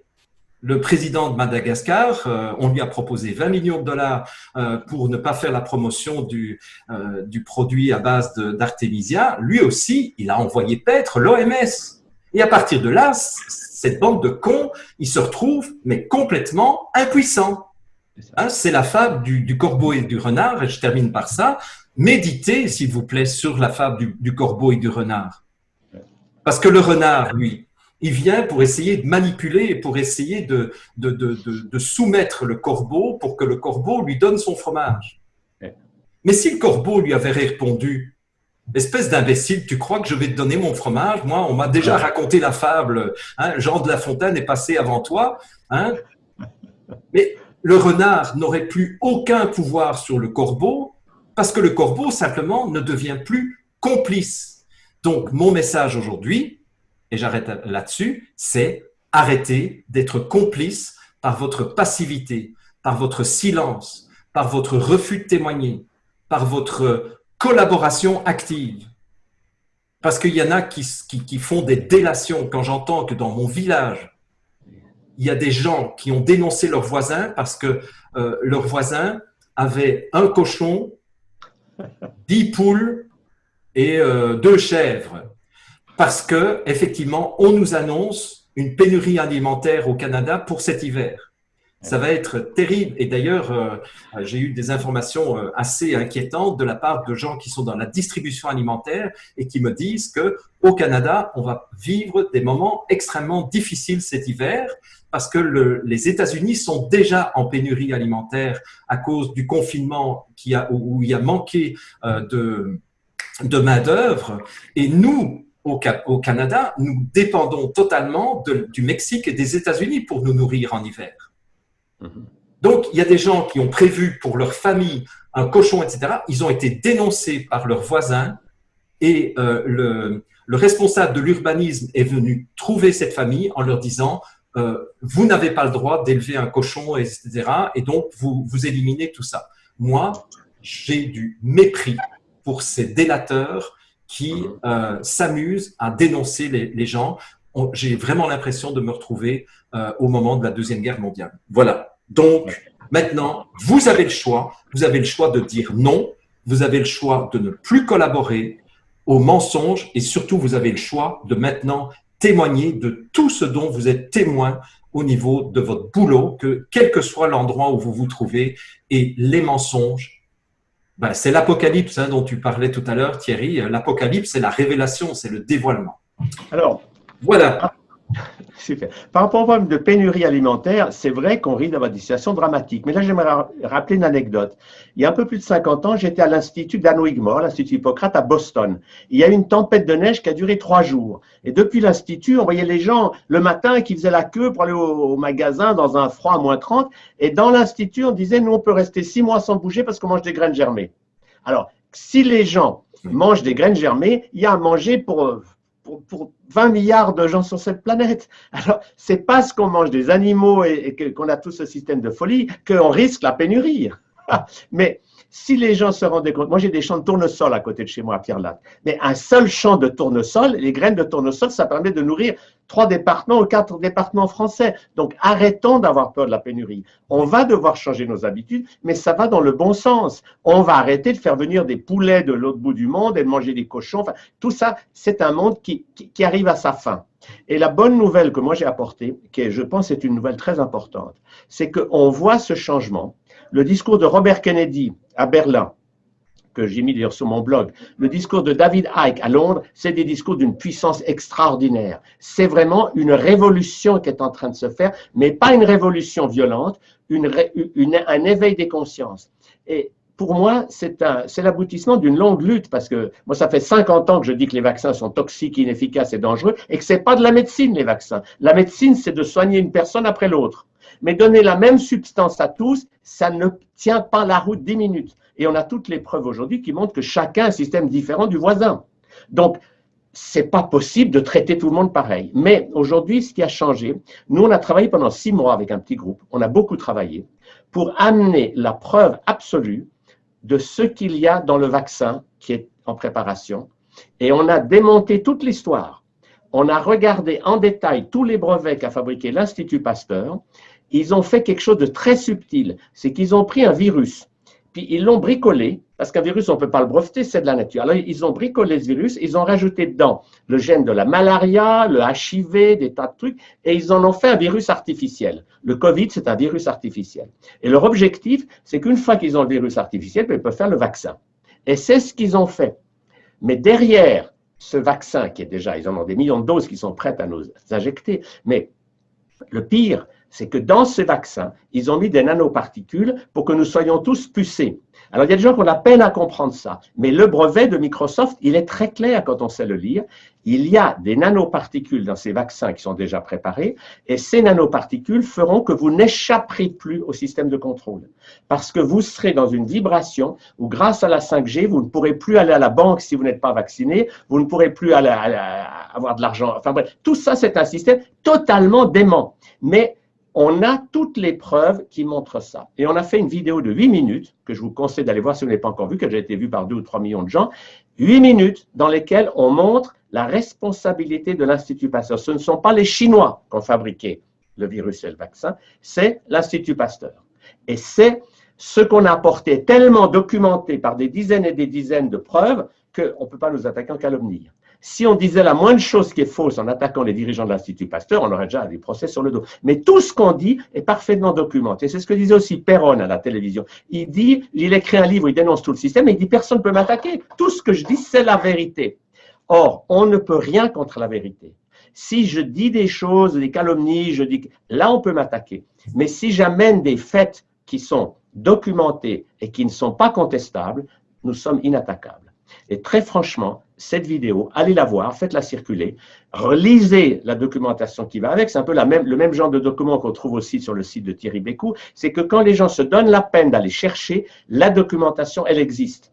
Et ça nous met dans une position extrêmement forte, parce que nous ne disons pas des choses, ce n'est pas une opinion sectaire, c'est la réalité, c'est la vérité. Alors, il y a des gens qui n'aiment pas la vérité, c'est normal, ils réagissent, ah oui, mais quand même, c'est pas possible, oh, vous avez dû faire une erreur quelque part, ou oh, il faut que je vérifie. Non, s'ils se donnent la peine de vérifier, nous, on a travaillé 6 mois avec notre équipe pour amener des informations irréfutables.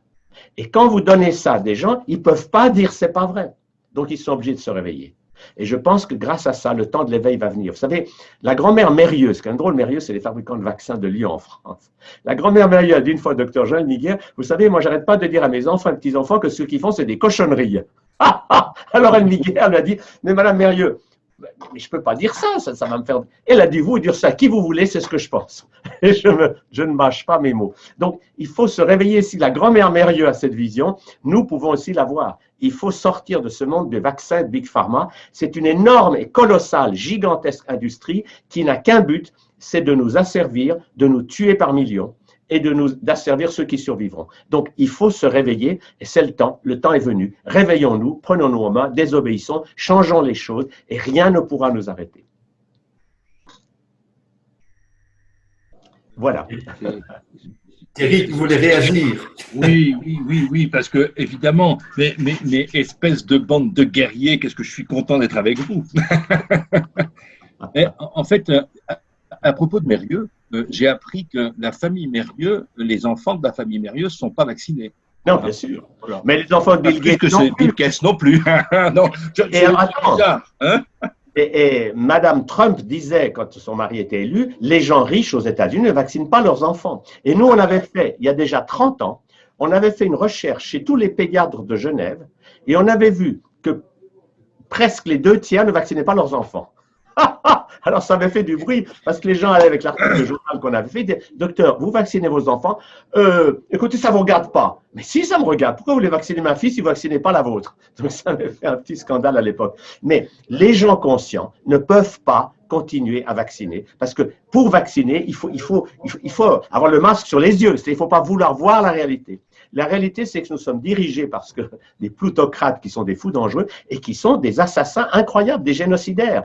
Et ça, c'est dur pour beaucoup de gens de penser que des êtres humains arrivent à être à ce point machiavéliques. Mais ils le sont et ils le disent et ils affirment, quand ils vous disent tranquillement qu'ils veulent diminuer la population mondiale, vacciner tout le monde, ils ont des idées, parce qu'ils sont dans leur tête et ils sont soutenus par des forces négatives, des forces sombres, mais leur règne est en train de s'arrêter. Et moi, je suis persuadé que la bascule va se faire très vite. Oui, Emma? Oui, je voulais juste faire une petite parenthèse à propos des mesures qui ont été données, parce que, tu vois, quand je t'entends, Jean-Jacques, pousser ton coup de gueule, tu sais, ça se réveille. En tout cas, c'est ce que je ressens de la part des corps de police. Ça se réveille aussi, parce que c'est pas simple. Et s'il y a des policiers qui m'écoutent, je voulais aussi quand même que vous sachiez que, en tout cas, en ce qui me concerne, puisque je parle en mon nom, je reconnais le fait que c'est compliqué de devoir faire régner l'ordre quand les consignes qu'on vous donne sont aussi aberrantes. Donc déjà, sachez que vous êtes reconnus dans la difficulté du travail que vous avez dû faire jusqu'à maintenant. Il y a une partie d'entre vous qui est en train de se réveiller, mais quelque chose de sévère. Et ce qui est fou là-dedans, c'est qu'aujourd'hui, on parle des masques, alors qu'il y a, en tout cas au soins intensifs, à Genève, ça fait 2 semaines qu'il n'y a plus personne. Hein. Avant, il y avait 1 ou 2 personnes, maintenant, il n'y a plus personne. Et qu'est-ce qu'on me dit? Donc, vous savez que la Suisse a fermé ses frontières. À Genève, on est à côté de la France, hein, mais à côté. Eh bien, au moment où les frontières étaient fermées, et on avait donc effectivement des cas hospitalisés, enfin, c'était un peu la pagaille, on ne savait pas ce qui se passait. Les policiers qui étaient mis aux frontières, donc ce n'étaient pas les gardes frontières, c'était des policiers qui étaient mis là, les gardes frontières, enfin les douaniers, pardon, étaient en douane volante. Donc ceux qui étaient mis aux frontières fixes avaient l'interdiction de mettre des masques. Pourquoi? Parce que c'était anxiogène pour la population, en pleine épidémie. Alors, excuse-moi, j'ai fait une parenthèse parce qu'on n'était plus sur là, mais j'avais quand même envie de le dire, parce que j'ai une pensée pour ces policiers qui se retrouvent à devoir, en pleine épidémie, il y en a un qui a mis le masque, parce qu'à juste titre, mais j'aurais fait pareil quand on ne sait pas. Moi, je demandais les masques, il faut quand même bien aussi rappeler. Au départ, on était dans les boutiques, vous savez, on fait des masques, il n'y avait pas de masque. Le policier qui s'est retrouvé là à mettre un masque, il s'est pris un blâme. Il s'est pris un blâme parce que c'était interdit, c'était anxiogène pour les gens. Vous vous rendez compte? Et maintenant, il se retrouve là à devoir appliquer des ordres absolument, mais sans aucun fondement. Là, c'est du pur délire. Et il y en a quand même une sacrée tronche qui se réveille. Et puis, entre le réveil et l'action, il y a encore un petit moment de latence. Donc, Jean-Jacques, j'ai espoir. J'ai espoir parce qu'il y en a quand même beaucoup maintenant qui passent dans la rue et qui ne regardent pas parce que, écoute, c'est normal. Mais comment les autorités pourraient être crédibles dans ces conditions-là? C'est clair. C'est fini. C'est fini. Il n'y a plus aucune crédibilité. Est-ce que je peux me permettre de réagir, mes amis? Oui, bien sûr. J'entends ce que tu dis, Emma. J'entends ce que dit aussi Jean-Jacques. L'inertie que l'on voit là, moi, me fout vraiment en colère. Je veux bien entendre je veux dire, la défense que tu fais auprès des policiers. D'accord? Je veux bien. Par contre, je pense qu'il faut leur foutre notre pied aux fesses. D'accord? Pourquoi? Parce que quand vous regardez, on a parlé de la résistance. Lors de la résistance, on a compté, d'après les chiffres que j'ai eus historiquement, durant la résistance, 5 policiers résistants en France. 5 noms de policiers étaient résistants. D'accord? C'est pas ailleurs, mais en tout cas, c'était ça. Aujourd'hui, aux policiers en question, on leur a fait passer les 2 ans de gilets jaunes. On leur demandait d'éborgner, ils éborgnaient. De bouger les mains, de foutre des mains, on le faisait. Des pieds, on le faisait. 2 ans, ils l'ont fait. Est-ce qu'ils continuent? Oui. Messieurs ont des ordres. D'accord? Aujourd'hui, on leur dit allez vers les gens qui n'ont pas de masque. Et en plus, quand ils ne l'ont pas sur le nez, ils sont condamnables comme s'ils n'en avaient pas du tout. D'accord? Je prends l'exemple de Nice, là, avant-hier. Un couple de Nice, c'est des policiers d'aujourd'hui, d'accord? Et alors moi, je veux bien être gentil avec les gens parce que je suis relativement sympa avec les gens, mais je pense que ça pousse les limites, d'accord? Je sais qu'il y a des policiers sympas, mais bordel, quand est-ce qu'ils bougent tous? Un couple de Nice, il y a 2 jours, d'accord? Ils n'avaient pas le masque. Ils se sont fait agresser comme si c'était des malfrats qui étaient des terroristes. À 5 dessus, d'accord? Dont 2 femmes, Emma, il n'y a pas que des hommes, dont 2 femmes, et à le menotter, à mettre, tout ça, ça circule sur Internet. Maintenant, je ne sais pas si vous l'avez vu, c'est quelque chose qui va devenir viral. C'est à Nice, d'accord? C'est des policiers. Alors moi, je veux bien, d'accord? Il y a des policiers méchants, il y a des policiers gentils. Et les policiers gentils, ils commencent à se réveiller. Mais il leur faut combien d'années pour se réveiller? Parce que ces policiers-là, moi, si j'étais flic, je dirais c'est une honte, ces gens-là, pour la police. Quand ils tirent les femmes par les cheveux, quand ils bousculent des gens en fauteuil roulant, c'est des policiers qui le font, d'accord? Quand il y a des gens qui sont en train de tout casser et qui sont habillés en noir, etc., on les reconnaît, les blacks machins, là. Ils ne sont pas arrêtés, c'est marrant, même encore maintenant. Mais par contre, on leur demande d'arrêter des gens qui manifestent. Maintenant, il n'y a plus de gilets jaunes. Ça continue. Regardez ce qui s'est passé à Paris dimanche. Mais c'est une honte. Alors moi, aujourd'hui, si les policiers, moi, le message que j'ai envie de donner aux policiers, si vous le passez ou pas, c'est de dire, les mecs, vous allez vous réveiller quand? D'accord? Est-ce que nous, on sait qu'on a affaire à des psychopathes, comme dit très bien Jean-Jacques? Ma colère, je peux aussi la donner, parce que ça fait 30 ans, j'ai vécu beaucoup, on m'a même mis en danger les enfants, etc., on m'a menacé des gosses, d'accord? Donc je sais ce que c'est, j'ai perdu mon boulot, etc., je sais, d'accord? Donc tout ce que j'ai fait comme combat, c'est pas d'aujourd'hui que je le fais, ça fait 40 ans, d'accord? Et comme tu le disais, il faut se mouiller, je me mouille, je peux en parler et j'en ai les preuves. Donc ce que je veux dire, c'est qu'ils vont attendre combien de temps pour bouger? Alors Emma, je veux bien, je ne suis pas en colère contre toi, et j'ai envie que tu leur dises, écoutez, c'est bien de m'apporter un petit t-shirt, obéis, machin, c'est sympa, c'est plein d'humour. Tu devrais peut-être aussi, moi à leur place, tu fais ce que tu veux, j'ai rien à te dire, Emma. Mais moi, je ne suis pas content avec ces gens-là, parce qu'il faut combien de temps pour qu'ils se réveillent? Alors, moi aujourd'hui, je m'élève aussi, et là, je rejoins ton cri, Jean-Jacques, parce que moi aussi, la gueulante, j'en ai ras-le-bol. De tous ces gens qui savent qu'ils empoisonnent leurs enfants. Ah, mais c'est obligatoire. Il faut que j'empoisonne, mais c'est obligatoire. Je dis, vous allez vous réveiller quand, espèce de mouton? Mais bon sang, on parle de moujons, de tous ces trucs-là. Mais moi aussi, j'ai envie d'aller. Vous savez, regardez. J'ai jamais mis un masque de ma vie, on m'en fera pas mettre. D'accord? Mais quand je vais dans les magasins, maintenant, on dit, mais monsieur, s'il vous plaît, si vous mettez pas de masque, on a 700 €, ou alors on va fermer notre magasin. À Annecy-le-Vieux, vous savez qu'il y a 15 jours, au moment du masque obligatoire, eh bien, on a un peu plus de 15 jours, début août, il y a 13 magasins, 13 restaurants qui ont été fermés, mesures administratives. Ces flics-là en question, qui en a des gentils, ils sont où? Pourquoi ils acceptent de faire ça? Pourquoi ils acceptent des ordres qui sont absolument illégitimes? C'est quoi l'article 35?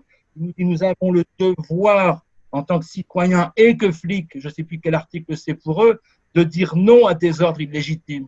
On va leur dire, fermez les magasins. Les mecs, ils ont été pendant 2 mois, 3 mois à pas pouvoir bosser. Maintenant, on leur ferme par mesure administrative parce que tu as un client qui n'a pas de masque dedans.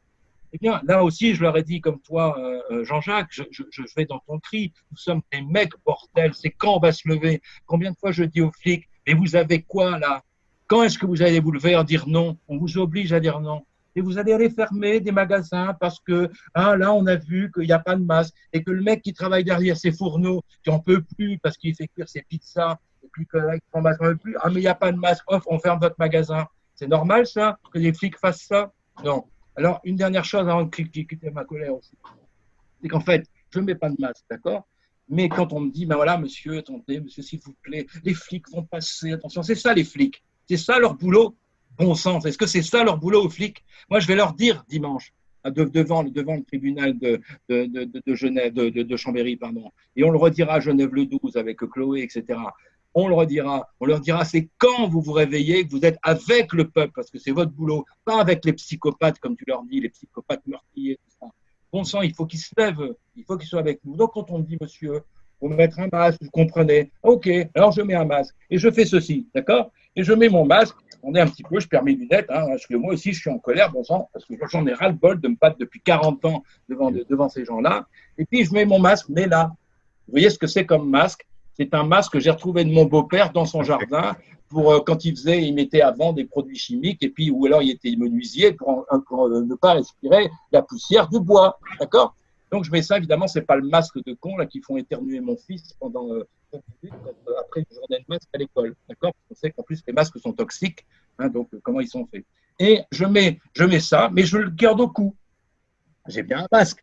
Et quand je rentre dans les magasins, là je vous propose de le faire. Ça peut être n'importe quel masque, on va dans les stocks américains, mais pas un masque classique, parce que sinon ça ne se voit pas. Là, les gens, ils voient tout. Non seulement je n'ai pas le masque, mais en plus, ils voient un truc, machin, bordel, c'est quoi ce truc-là? Et ils me regardent derrière leur masque en disant, c'est qui je suis là, c'est qui je suis là. Et je dis ça, vous savez ça, c'est le masque contre le virus de la connerie. Mais on ne le porte pas, c'est simplement symbolique, d'accord? Et on me dit, oui, monsieur, il faut porter votre masque. Alors je dis, non. Écoutez, on vous demande de ne pas prendre de client qui n'a pas de masque. J'ai un masque. Donc, vous êtes couvert. Et s'il y a la police, vous me l'envoyez. Moi, je m'arrange avec la police, il n'y a pas de problème. Gendarme, police, tout ça, j'en ai rien à faire. Parce qu'on est dans notre droit. C'est là où je disais tout à l'heure, attaquons, ne nous défendons pas. Nous sommes dans le droit, nous sommes dans la légalité. Bon sang, c'est quand qu'on va redevenir des hommes? Quand j'entendais le discours de David Icke à Londres, pareil pour d'ailleurs Robert Kennedy, il dit, réveillez-vous, d'ailleurs c'est le titre de son dernier livre, arrêtez d'être esclave. Un de ces livres que j'ai à côté, c'est Esclave, Esclave d'un moi fantôme, etc. Et son dernier, c'est Race humaine, lève-toi, soyez des lions, levons-nous, comme disait tout à l'heure, arrêtons de nous mettre à genoux. Et là, je rejoins le discours à la fois de Tal et puis de Jean-Jacques. C'est fini d'être gentil. C'est fini de dire, les gens, les flics, excuse-moi Emma, mais là j'ai tellement été confronté par ça depuis 40 ans, dans les tribunaux, etc., au niveau européen, etc., et à l'ONU, et en France, à la 17e chambre correctionnelle, j'ai travaillé beaucoup avec Christian Cotten, que je remercie aussi maintenant, avec Politique de vie, qui fait un travail absolument extraordinaire dans l'esclavage des enfants. Tous ces gens-là qui sont mes amis proches, j'ai 40 ans de bagarre là-dedans, et 20 ans, j'ai commencé à 20 ans, j'en ai 60. Eh bien, je ne peux plus supporter ça. Ils vont attendre combien de temps, ces gens, à bouger? Tu vois, Thierry, pourquoi il faut pas. Je vais te dire une chose. Ça fait 40 ans que tu te bagarres et concrètement, est-ce que tu as vu un grand changement dans l'attitude de l'exécutif, c'est-à-dire de la police? Apparemment pas. Moi, je n'ai pas la parole divine, mais je vais te dire une chose. C'est que quand on montre l'exemple, on a beaucoup plus de résultats que quand on dit aux gens « levez-vous, réveillez-vous ». Ça, c'est mon expérience. Aujourd'hui, j'ai jamais dit à la police « réveillez-vous, bon sang, venez nous protéger », mais j'ai montré l'exemple en prenant le risque de tout perdre dans mon travail. Et aujourd'hui, je commence à voir des policiers qui commencent à prendre eux-mêmes aussi le risque dans leur vie de tout perdre. Et c'est clair qu'on ne peut pas du jour au lendemain faire des grandes choses. Absolument pas. Mais moi, on ne m'entendra jamais brusquer les gens parce que chacun a un rythme dans la vie. Et ce qu'il ne faut pas oublier, c'est qu'il y a des gens qui ne peuvent pas, pour leur raison mentale, leur raison, ouvrir les yeux maintenant. Et ça, moi, je suis contre la division et que les gens se tapent sur la gueule. Je préfère continuer à avancer et que les gens rejoignent le mouvement quand c'est le moment pour eux. Mais honnêtement, entre nous, je ne pense pas que de dire à la police « vous êtes des salauds, on est des victimes », il y a des salauds et des victimes autant dans les civils que dans la police. Je rappelle que les agents de police sont aussi des êtres humains et qu'aujourd'hui, il y en a qui se réveillent. Alors, je préfère voir la partie pleine du verre.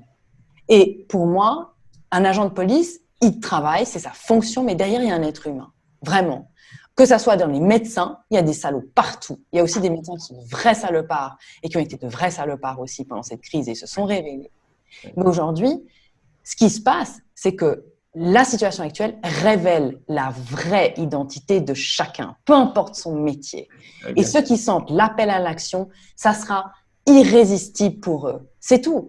Vraiment. Et on a tous des moyens différents. Mais je pense que le fait de reconnaître la difficulté de certaines personnes à agir, ça commence déjà par le dire. Et c'est ce que je pense vraiment sincèrement. De ne pas être dans le jugement. Encore une fois, on est 8 milliards. Il n'y a pas besoin qu'on soit les 8 milliards à bouger. Il y a juste une masse critique.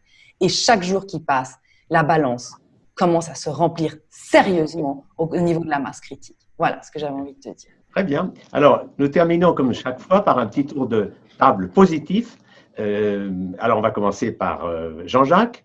Qu'est-ce que tu veux nous donner comme note positive?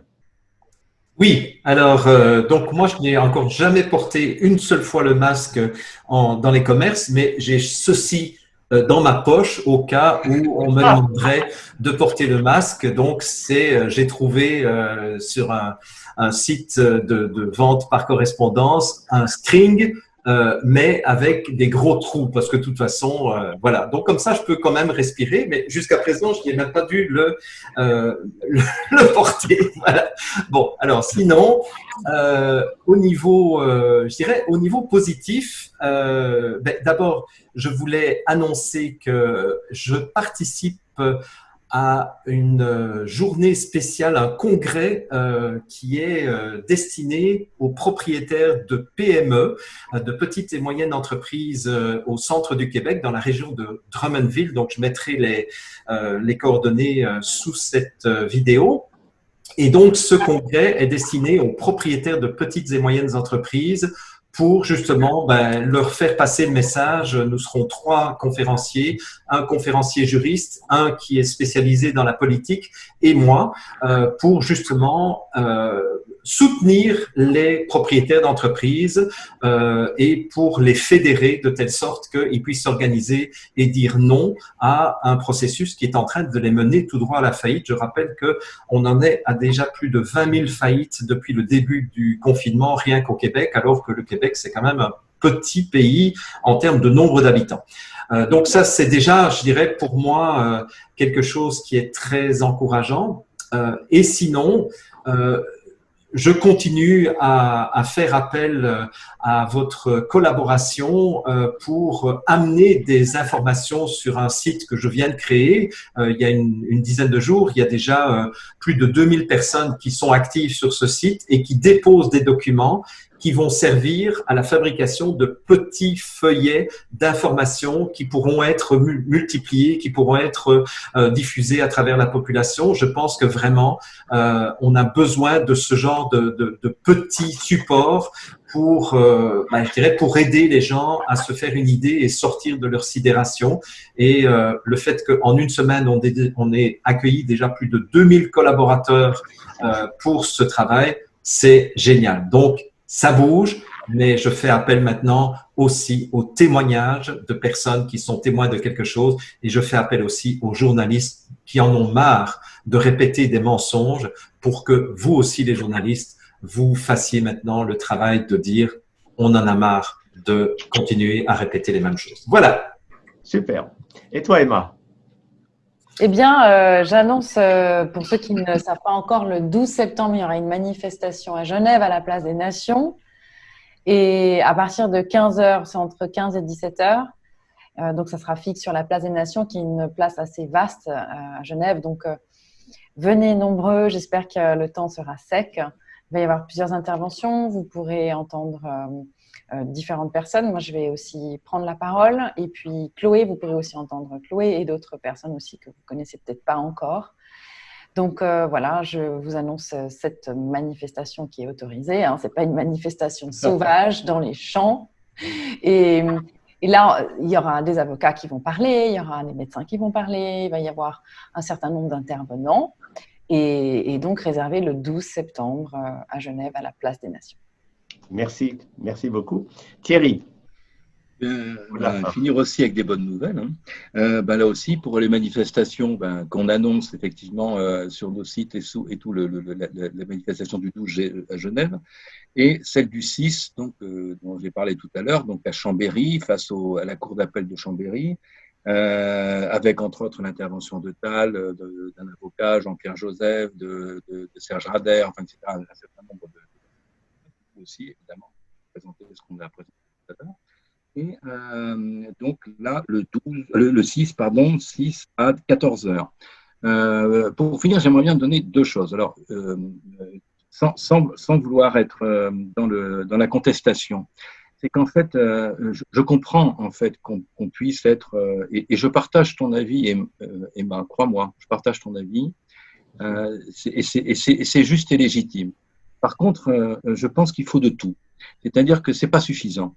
C'est-à-dire qu'il faut non seulement respecter les forces de police, respecter tous les y compris la justice, etc. Parce que effectivement, bon nombre font du bon boulot, d'accord.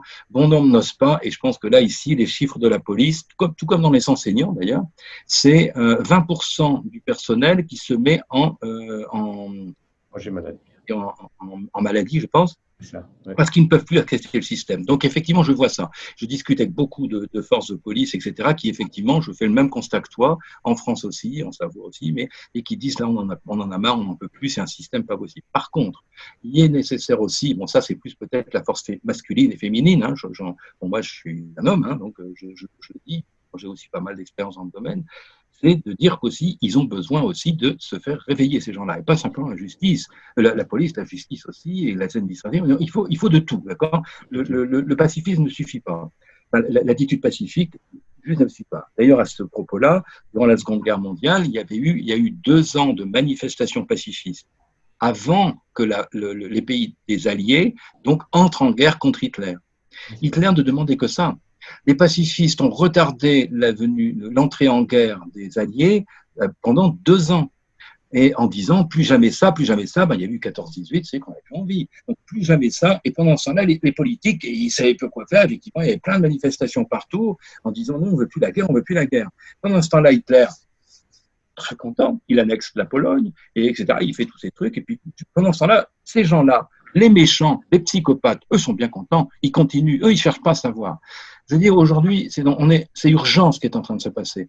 Et pour ça que je parlais des 2 ans, des gilets jaunes et avant, etc., c'est qu'aujourd'hui, c'est maintenant qu'il faut bouger.